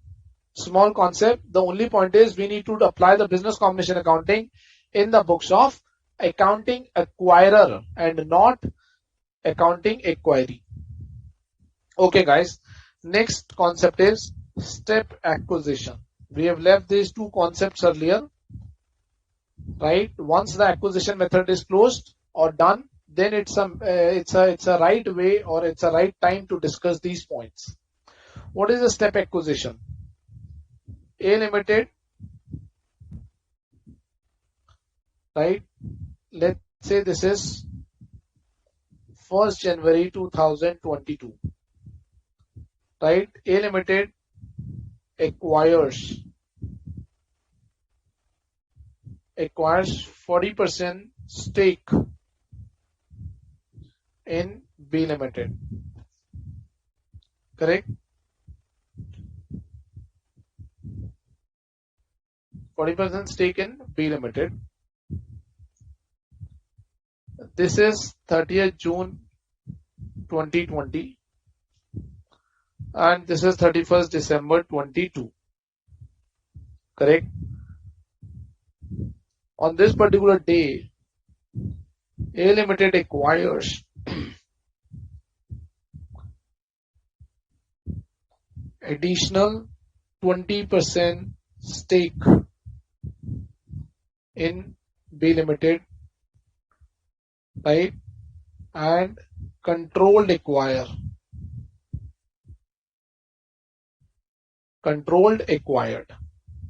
right? So in this particular case, we will do equity accounting.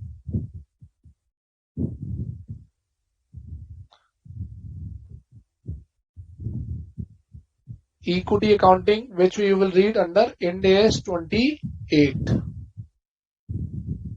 Correct? But what will happen when this control has been acquired, this period? Right? Here 40% plus 20% is equal to 60%. This is a control period. So 30th June, company has acquired 20%, so the closing number has been reached to 60%, right? So first of all, business combination accounting needs to be done. Accounting to be done on 30th June.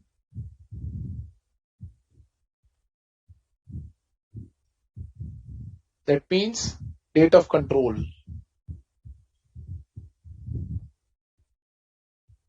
Right? Then we need to stop equity accounting.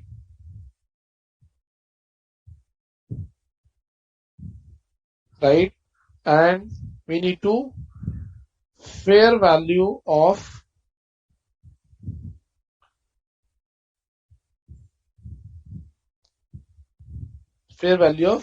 pre-investment, fair value of past investments, that means 40%. And fourth point is compute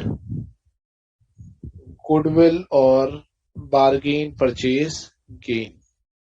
So when the control has been acquired, this is the critical step. It is a case of step acquisition. That means I am moving one step ahead. पहले 40% था and now I am moving one step ahead. I am acquiring 20%, which is a one step ahead, and thereby I am acquiring control. right? So control has been acquired. How to compute goodwill? How to compute goodwill? Purchase consideration minus net asset at fair value plus NCI at fair value minus fair valuation of in past investments, right? This is my goodwill or bargain purchase gain,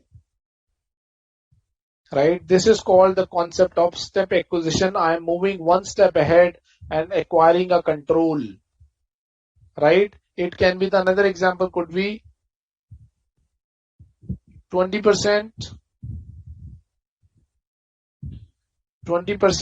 plus here 40%, here 60%. That means additional 20%, additional 20%. Control acquired. This is also a case of step acquisition,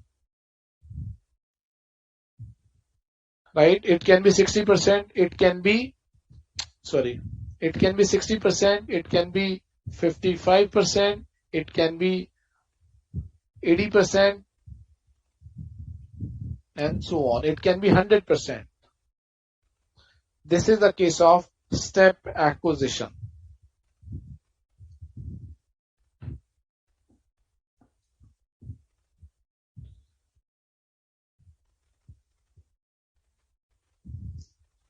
Right, guys?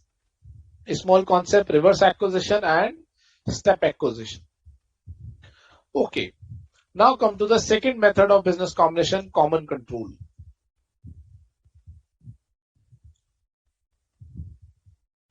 Second method of business combination,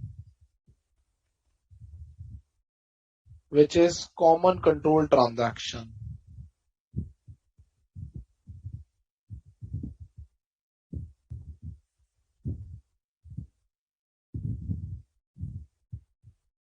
Right? Common control transaction. First of all, this is a carve out from Ind AS 103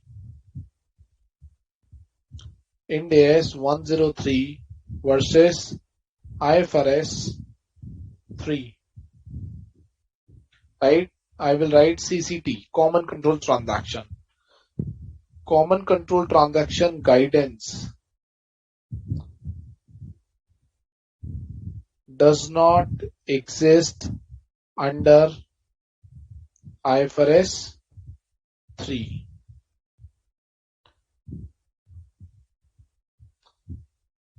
Ind AS 103 provides additional guidance on common control transaction, right? So first of all, it's a carve out. Ind AS 103 versus IFRS 3, right? It's a carve out. Okay. Now the question arises, what is common control transaction, right? Common control transaction, it means, first of all, it needs to be a business combination. It's a method of business combination. It means, first of all, it has to have a business in it. Only then we will say business combination.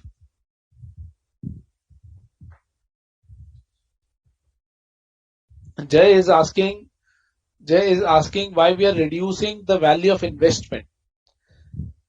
Jay, just think about it. I am acquiring an asset, I am acquiring a liability. Asset debit, liability credit, purchase consideration credit, goodwill debit, right? So जो past मैंने investment करी थी उसको मैं fair value करके asset को increase कर रहा हूँ, right? That is why I am reducing to compute the value of goodwill. It is not a, if you think subjectively, right? Why we are reducing goodwill? Why we are reducing fair value of investment? Because I am supposed to do the accounting. I am supposed to do the accounting asset debit fair value, correct? Fair value to liability, fair value to purchase consideration, fair value to bargain purchase gain, to NCI, and here I will debit uh, goodwill, right? These assets include past investment as well. So I'm doing the fair valuation of that past investment. Correct? Okay. So common control transaction is a business combination. Is a business combination in which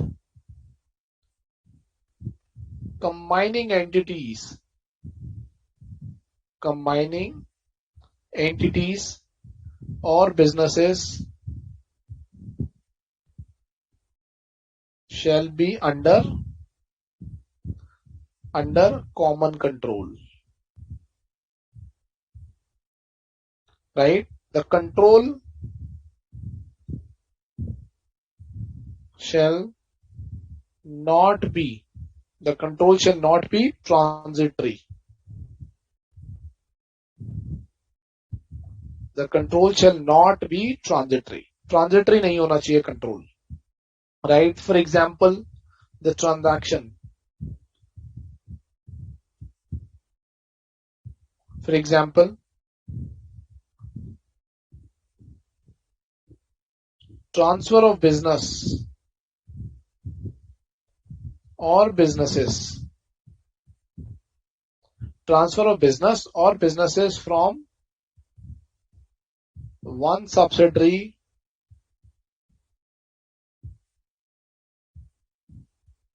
to another. Transfer of subsidiary to another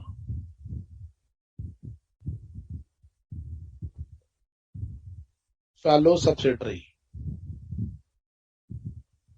Third,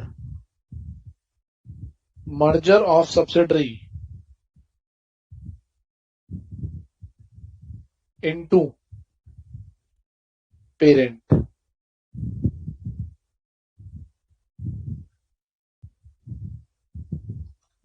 Merger of parent into subsidiary. Right? These are the some examples, illustrative examples.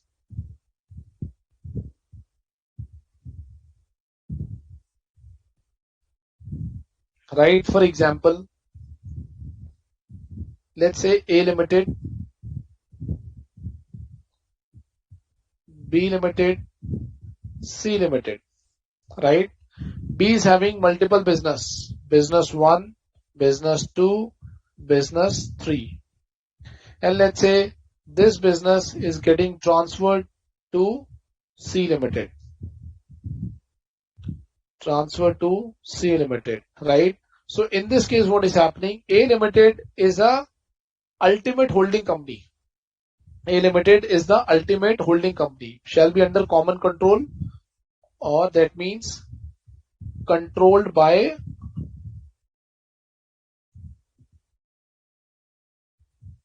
ultimate company.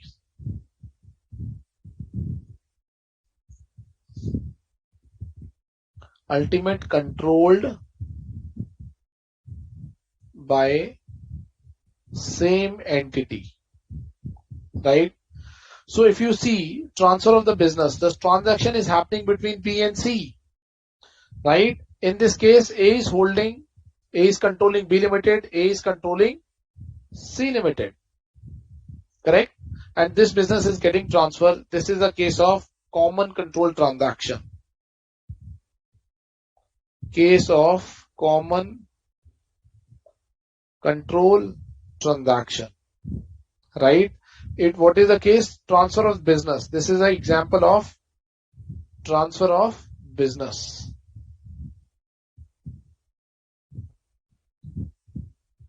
Transfer of business between subsidiary. Right? Next scenario we have talked about transfer of subsidiary to another fellow subsidiary. Transfer of subsidiary to fellow subsidiary. Let's say this is A Limited, this is B Limited, this is C Limited, and this is D Limited. Right? Now D Limited is getting acquired by B Limited. B Limited acquires D Limited. Right? This is 100%, this is 100%, this is 100%. So what is the revised structure? Revised structure. A Limited, B and C. Below B we have D Limited. This is 100%, this is 100%, and this is 100%. This will be a case of common control transaction. This will be a case of common control transaction where both entities are ultimately controlled by same parties. Right? Both the entities are ultimately controlled by same parties. What can be the example of third one? Merger of subsidiary into parent.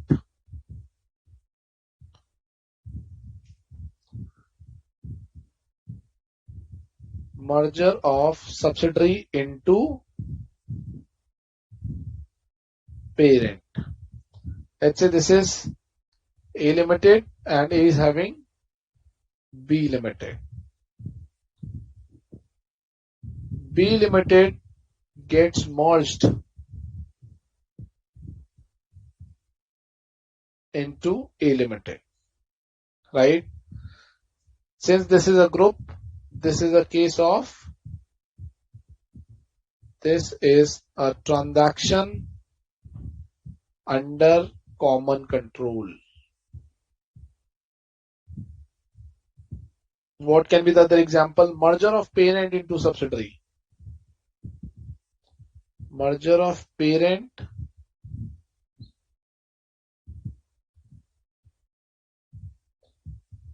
into subsidiary. Right?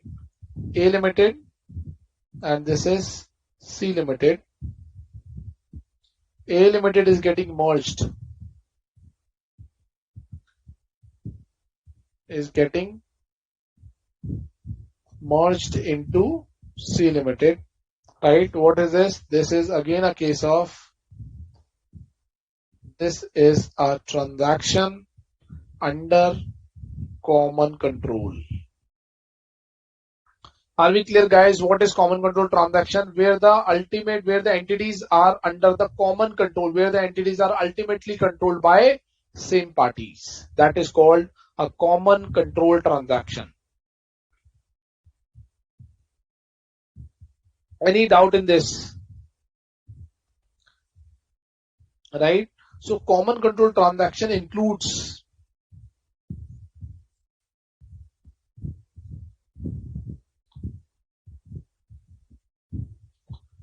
common control transaction includes the transaction,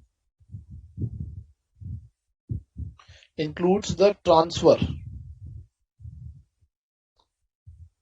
of business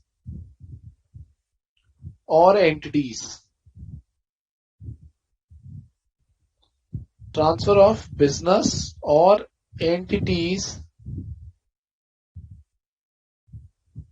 between the group or subsidiaries.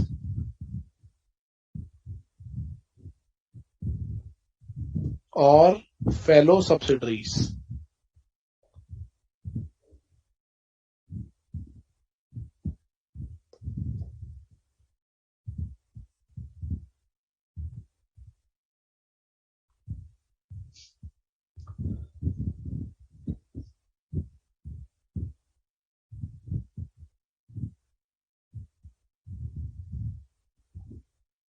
So Jay is saying, in this case, what will happen? Only C Limited will exist. What is the revised structure?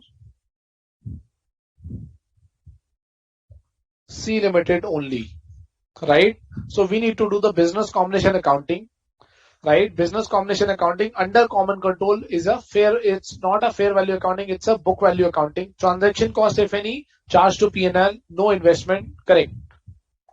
You are correct, Jay. That needs to be accounted for.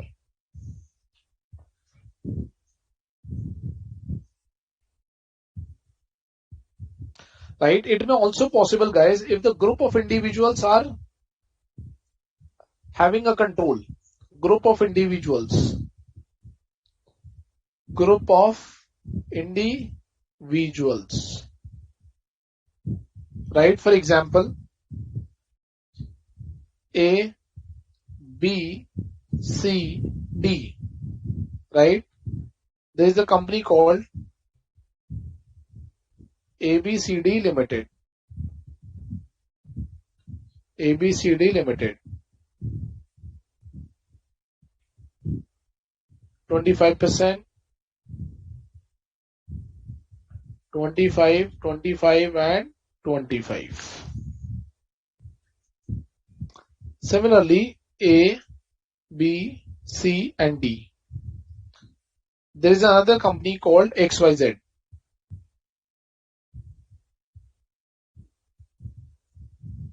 Right?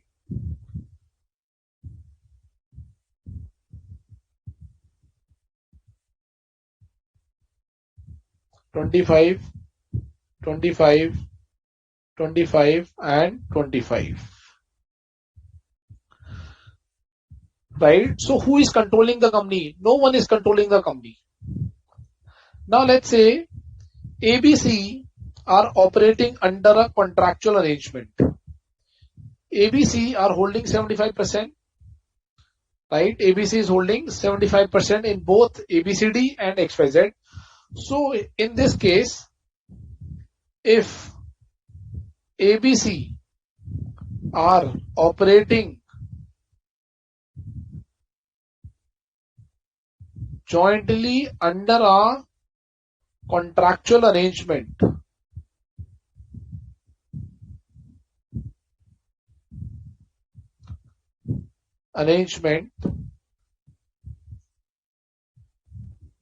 right, then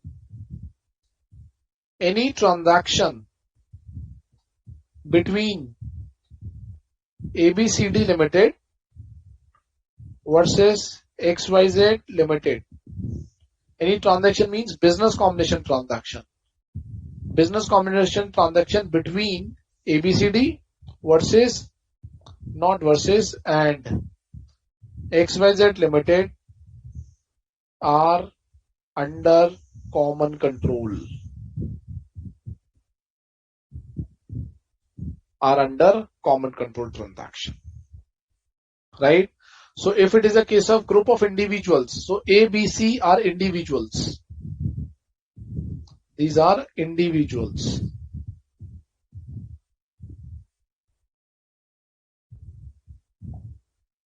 So it can be a case where the one company is getting merged into another. It can be a case where parent is getting merged into subsidiary transaction between the business combination transaction between the fellow subsidiaries, transfer of one subsidiary to another subsidiary. It can be any type of scenario. Transfer of one business from one subsidiary to another fellow subsidiary. If it is a case of individuals, this will be a scenario where they are operating jointly under a contractual arrangement. Only then business combination transaction between the ABCD and XYZ will be considered as a common control transaction. Right? Now we are talking about common control. We have talked about lots of scenarios. What is the accounting of common control? Accounting of common control transaction. Correct? Common control transaction. First of all, it is a book value accounting. Right? Purchase consideration. So first of all, common control transaction needs to be accounted as pooling of interest method.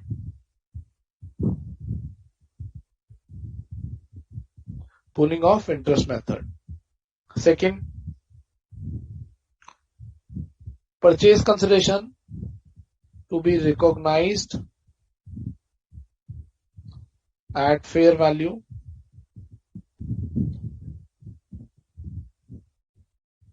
Assets assumed, assets acquired, or liability assumed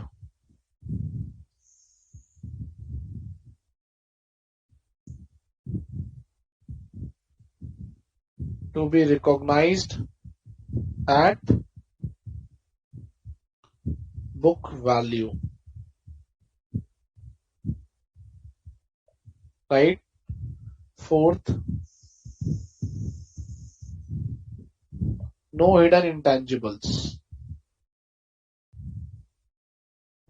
to be recognized.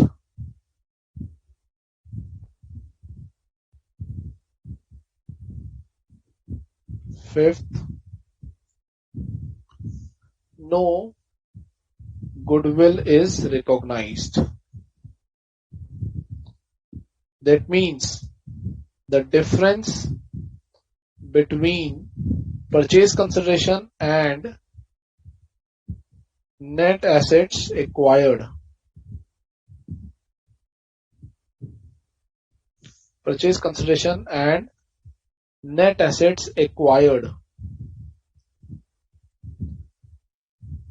shall be recognized as capital reserve. Right? For example, purchase consideration is 100 crores, net asset acquired is 80 crores. So 20 crores is not goodwill, it is capital reserve.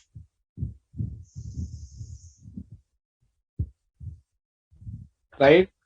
This is scenario 1. Scenario 2 would be purchase consideration is 100 crores, net asset is 150 crores. So this 50 crores is a negative number, it will be a capital reserve. So in common control, we don't recognize goodwill. We only recognize capital reserve whether the differential is positive or negative. Right? 6th point.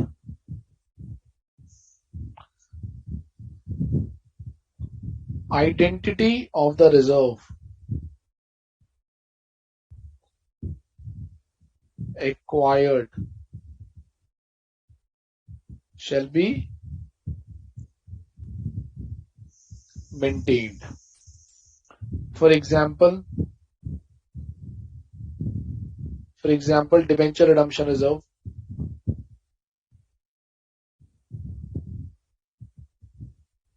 Debenture redemption reserve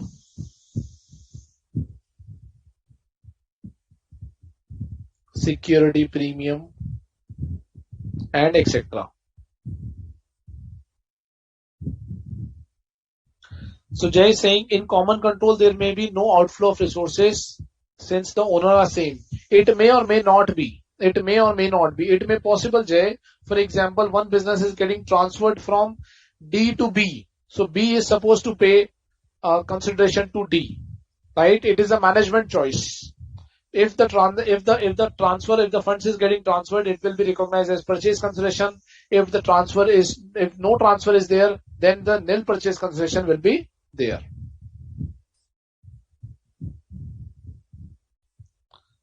Right? Previous year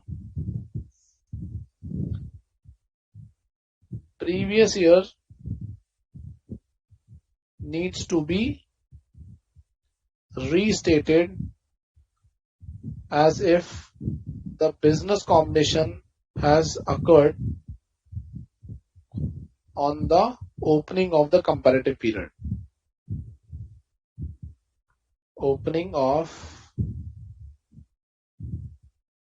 comparative period. However,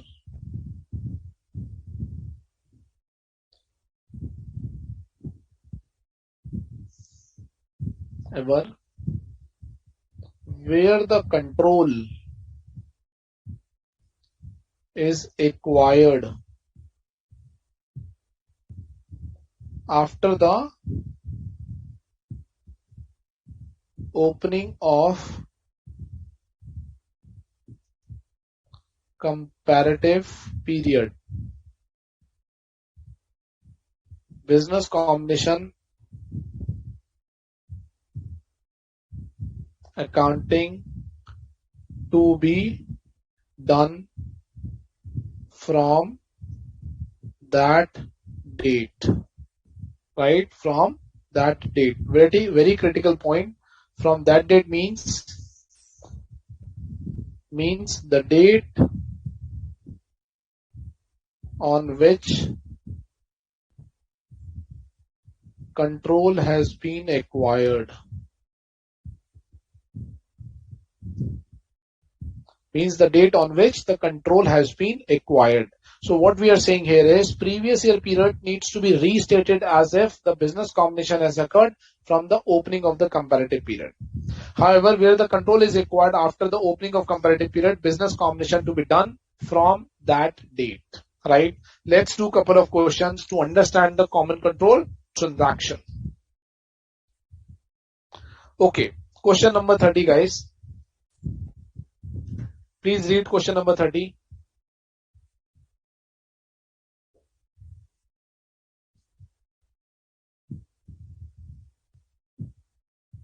Page 13.78. X Limited, the ultimate parent of the large number of subsidiaries. Right? So structure has been given on the next page. Reorganizes the retail segment. So let me draw the structure. X Limited, Y, Z, M and others. Y Limited, Z Limited and M Limited, and the third is other subsidiaries.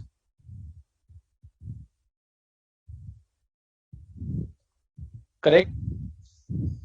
Now this is after reorganization.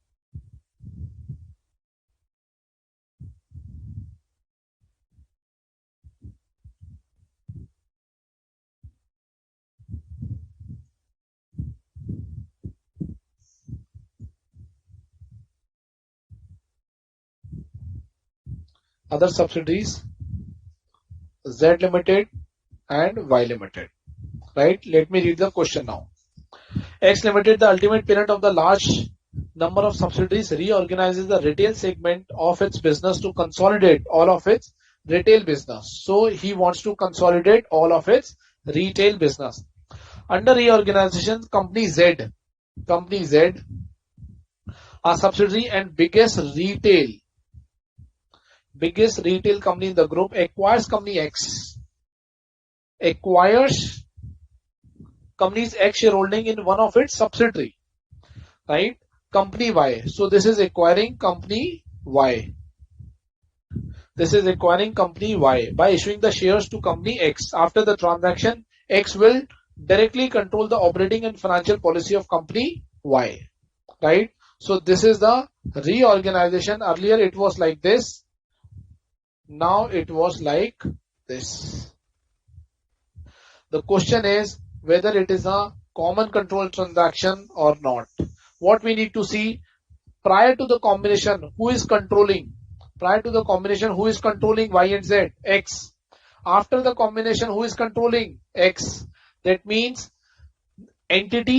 combining entities are ultimately controlled by same parties before and after the combination, which is X Limited. Then it is a case of common control transaction. Right? Both parties are ultimately, both Y Limited and Z Limited are ultimately controlled by X Limited before and after reorganization.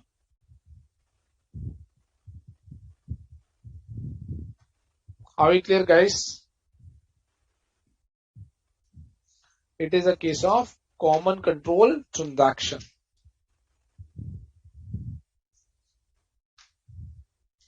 Okay.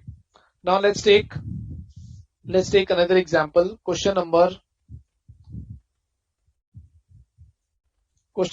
31.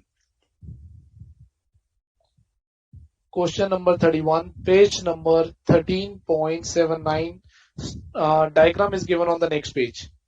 Let me draw the diagram. A, B, C, D, E. This is the similar to what I have prepared in the example. B, C, D, E. B, C, D and E. Right? This is ABC Limited. B, C, D, E jointly they are operating 75% and E is holding 25%. Similarly here B, C, D and E. Another company X, Y, Z Limited. Right? They are jointly holding 75%. E is holding 25%. Now let's read the question. ABC and XYZ are owned by 4 shareholders B, C, D, E, each of which are holding 25%. Shareholder B, C, D have entered into a shareholder agreement. So these people have entered into a shareholder agreement. Shareholder agreement in terms of governance of ABC and governance of XYZ Limited, due to which they exercise joint control. That means there is a joint control. Due to which they exercise joint control. ABC Limited and XYZ Limited are under common control. Guys, can you tell me, are these two companies under a common control transaction? Yes or no? Quickly.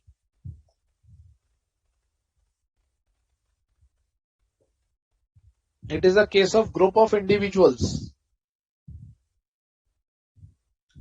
Group of individuals. Right? Whether they are operating as a contractual agreement. Yes. What is the contractual agreement? Share purchase agreement, shareholder agreement. The ABC and XYZ are under common control. Correct, guys? They are under common control. This is what question number 31. Let's move to question number 32. Okay. Now question number 32. ABC Limited and XYZ Limited are owned by 4 shareholders BCDE and each are holding 25%. The same example of the previous one. Right? ABC Limited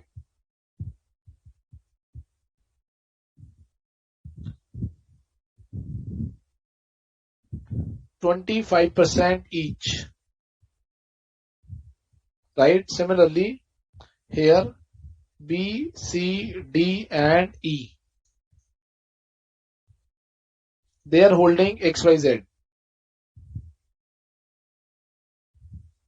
X, Y, Z, and each are holding 25%. Right? No agreement between the individuals. No agreement between individuals. Right?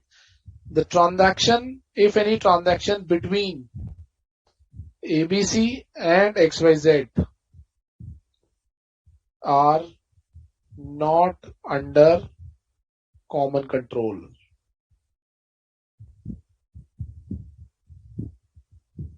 Are not under common control. Right? Because there is no agreement between these individuals.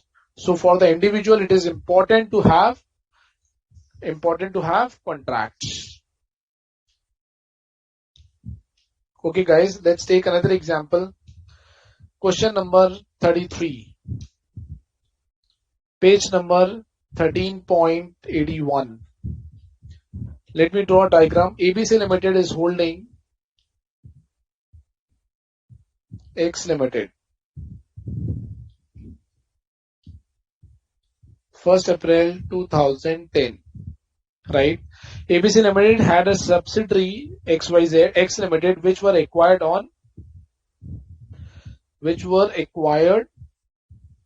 So Jay Srivastava is saying no for question number 2. Correct. 1st April 2010 or 1st April 2000. Correct. ABC Limited acquires all of the shares of Y Limited on 1st April 17. Right. So revised structure is given in the question. Revised structure: ABC Limited, X Limited, and Y Limited. X Limited acquired on 1st April 2000, and this company has been acquired on 1st April 2017. Correct. After 7 years down the line. How should the above transaction of Y Limited, ABC Limited transfer the shares in Y Limited to X on 27th, on 2nd April 2017. Right? So shares have been transferred to X Limited. Again, revised structure. It is given on the next page. ABC Limited, and this happened on 2nd April 2017. A Limited, then X Limited, and then Y Limited. Correct. Now what is the accounting? Is it a common control transaction? So if you look at the transaction, on 1st April 2017 this has been acquired, and on 2nd April this has been transferred to X Limited. So virtually what has happened? X Limited has acquired Y Limited. Right? X Limited has acquired Y Limited, but Y Limited purchase किससे किया था? Y Limited purchase, let's say purchase DF company से किया था. DF Limited, right? Who was holding 100%, right? So in this case, is it a common control transaction? No, it is not a common control transaction. Ultimately, what is happening? A Limited has purchased the company and transferred it to the X Limited, right? So here we should say X Limited is the acquirer. X Limited is the acquirer, right? Common control transaction does not exist here, right? And acquisition method needs to be applied. Acquisition method needs to be applied here. Applied in the books of X Limited. Correct, guys? We need to look at the substance of the transaction. If you see, once 1st April, this entity has been acquired, and on the next day, this has been transferred to another subsidiary within the group, right? That means this ABC Limited wants to manage this transaction by doing the business combination accounting or by doing the common control accounting. right? But the substance is that this company has actually been purchased by X Limited. In order to manage the transaction, ABC has structured in such a way that it looks like the ABC has purchased and later on it has been transferred, but we need to look at the substance of the transaction. Sorry. Evaluate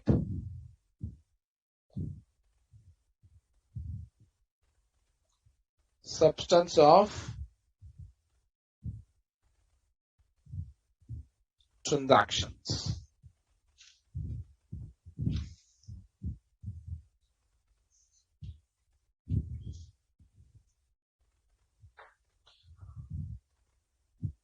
Okay. Now let's move on. Another question.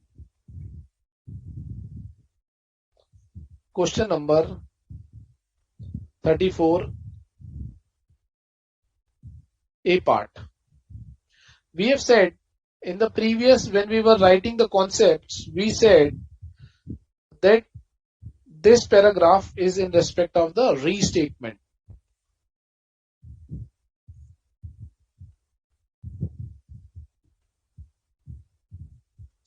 Restatement of previous years. What we said, previous year needs to be restated as if the combination has occurred from the opening of the comparative period. What we are trying to say, just try to link this example with a small example. I am having 3 bank accounts, right? I'm transferring 100 rupees from one bank account to another bank account. I'm transferring 100 rupees from another bank account to a third bank account. Is there any change in the net worth of myself? No. So what is common control transfer? Transfer of certain business, transfer of assets and liabilities from one entity to another, but ultimate level, no change, right? So what the standard is saying in this aspect, let's understand the guidance by way of an example. Common control periods extend beyond the start of the comparative period. Let's read. XYZ Limited acquired PQR in a common control transaction in 1st October 09. The year end is 31st March, right? So let me draw a diagram. 1st October 2009. XYZ Limited acquired PQR. The year end is 31st March. This is 31st March. XYZ Limited and PQR have been controlled by the shareholders since their inception, right? Since their inception. So let's say shareholders XYZ and then PQR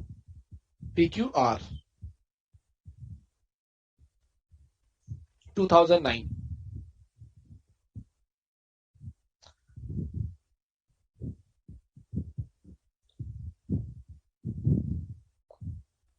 So XYZ Limited acquired PQR Limited in a common control transaction 1st October 2009. The year end is 31st March.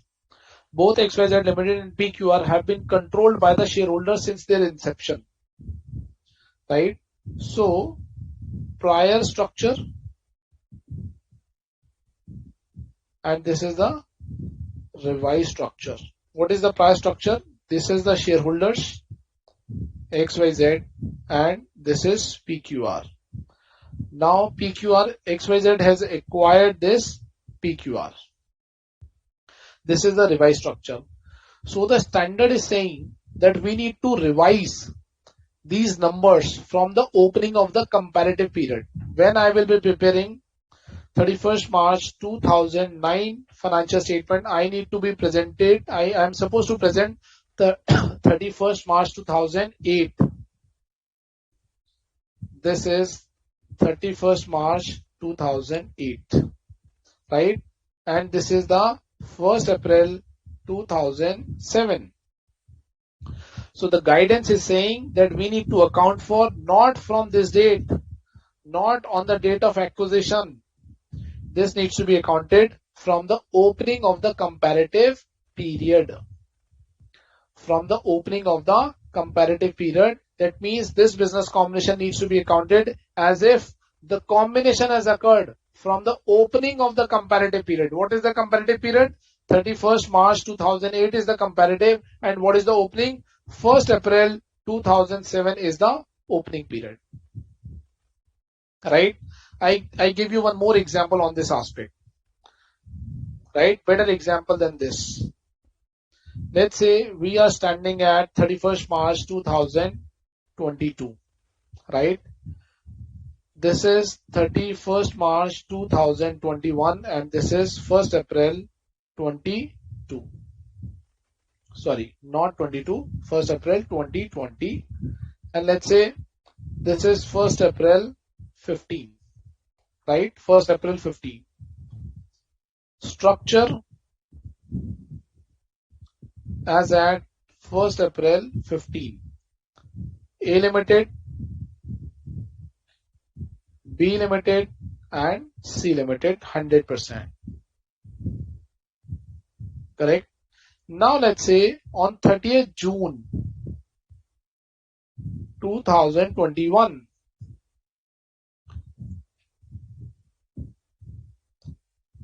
B Limited acquired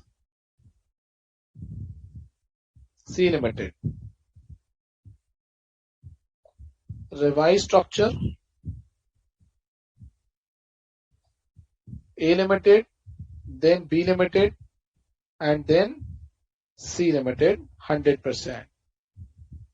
What we are saying in first of all, it is a common control transaction, right? And what we are saying in case of common control transaction, business combination shall be restated from the opening of the comparative period. So what is the comparative period? 31st March 21. What is the opening period? 1st April 2020. So I am not supposed to account for this transaction as on 30th June. I am supposed to account for this transaction as on 1st April 2020. So that means in case of the common control transaction needs to be accounted from or needs to be accounted on 1st April 2020 as if the combination has occurred on the opening of the comparative period. 30th June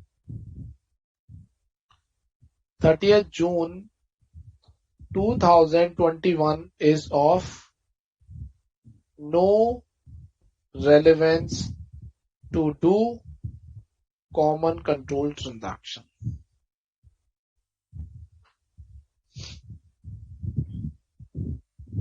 Are you guys with me?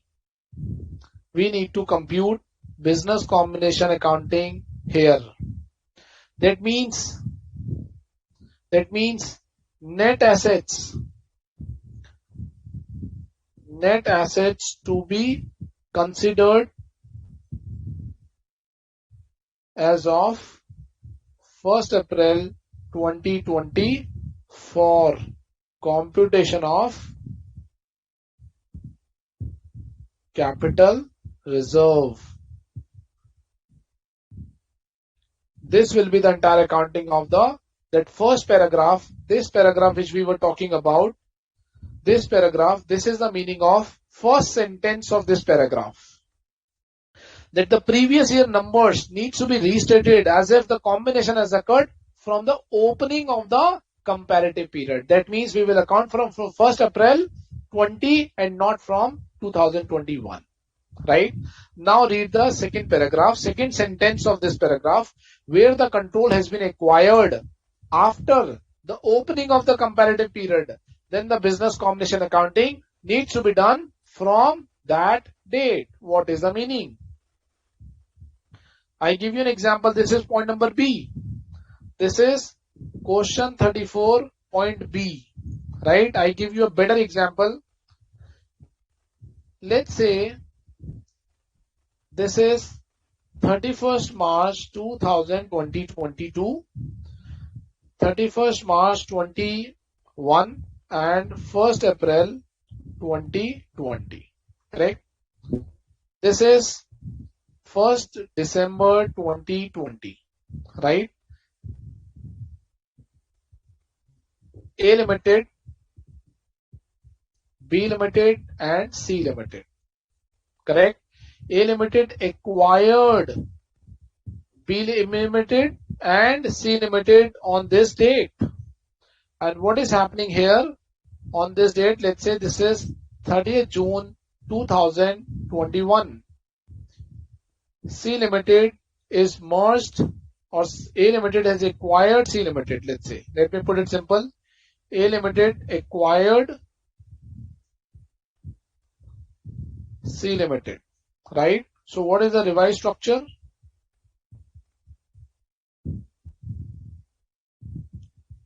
A, B and C.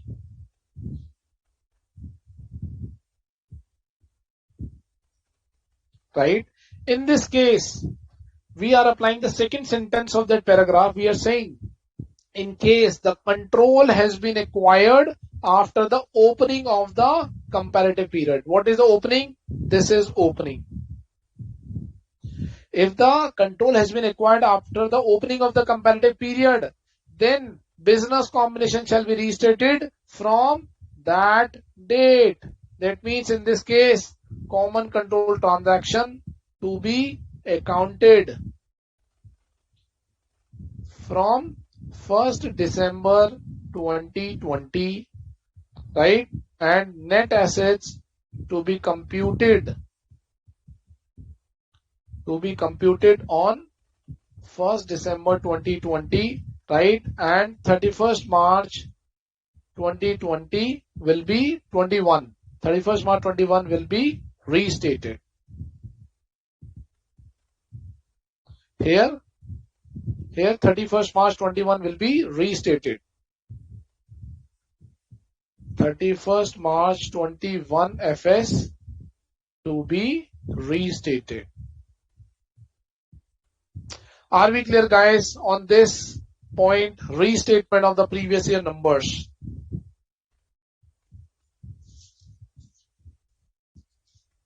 Are we clear, guys?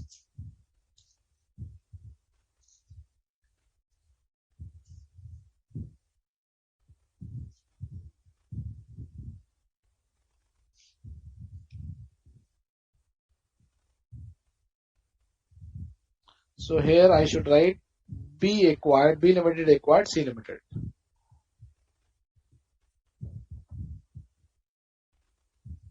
Correct, guys? So now what you need to do? Homework, guys. Recap all business combination. So here we have done, guys, all the entire concepts of the business combination, and we have done lots of questions in the class as well, right? Practice all those questions, right? Entire business combination is dependent on one formula: purchase consideration minus net asset acquired, purchase NCI minus fair valuation of the past investment is equal to goodwill or capitalism. Here we need to include contingent liability, we need to include intangible, we need to include indemnification assets, we need to include other items which I have acquired. Entire business, if you have understood this formula, entire concept is running in respect of this formula, right? And do practice of class question. Practice of other questions in study mat. Correct? Remember concepts with examples.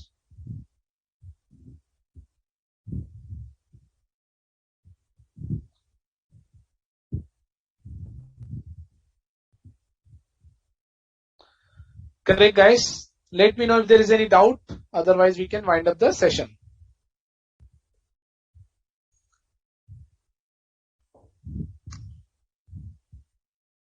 Right? So, guys, now the ball is in your court. You need to study hard. Business combination, very important aspect, slightly lengthy as well, but practically, this standard is used practically. This is how we actually account for when one company acquires any business of the other company. Right? So this is what you need to follow here. Jay is asking, restated is like bonus in EPS for comparability? Yes. Previous year numbers will be changed, previous year balance sheet will be changed. We need to give lots of disclosures as well. Right, guys? Thank you so much for your patience, guys, and do practice and recap all your concepts. Thank you, Nisarg, for your patience. We can wind up the sessions.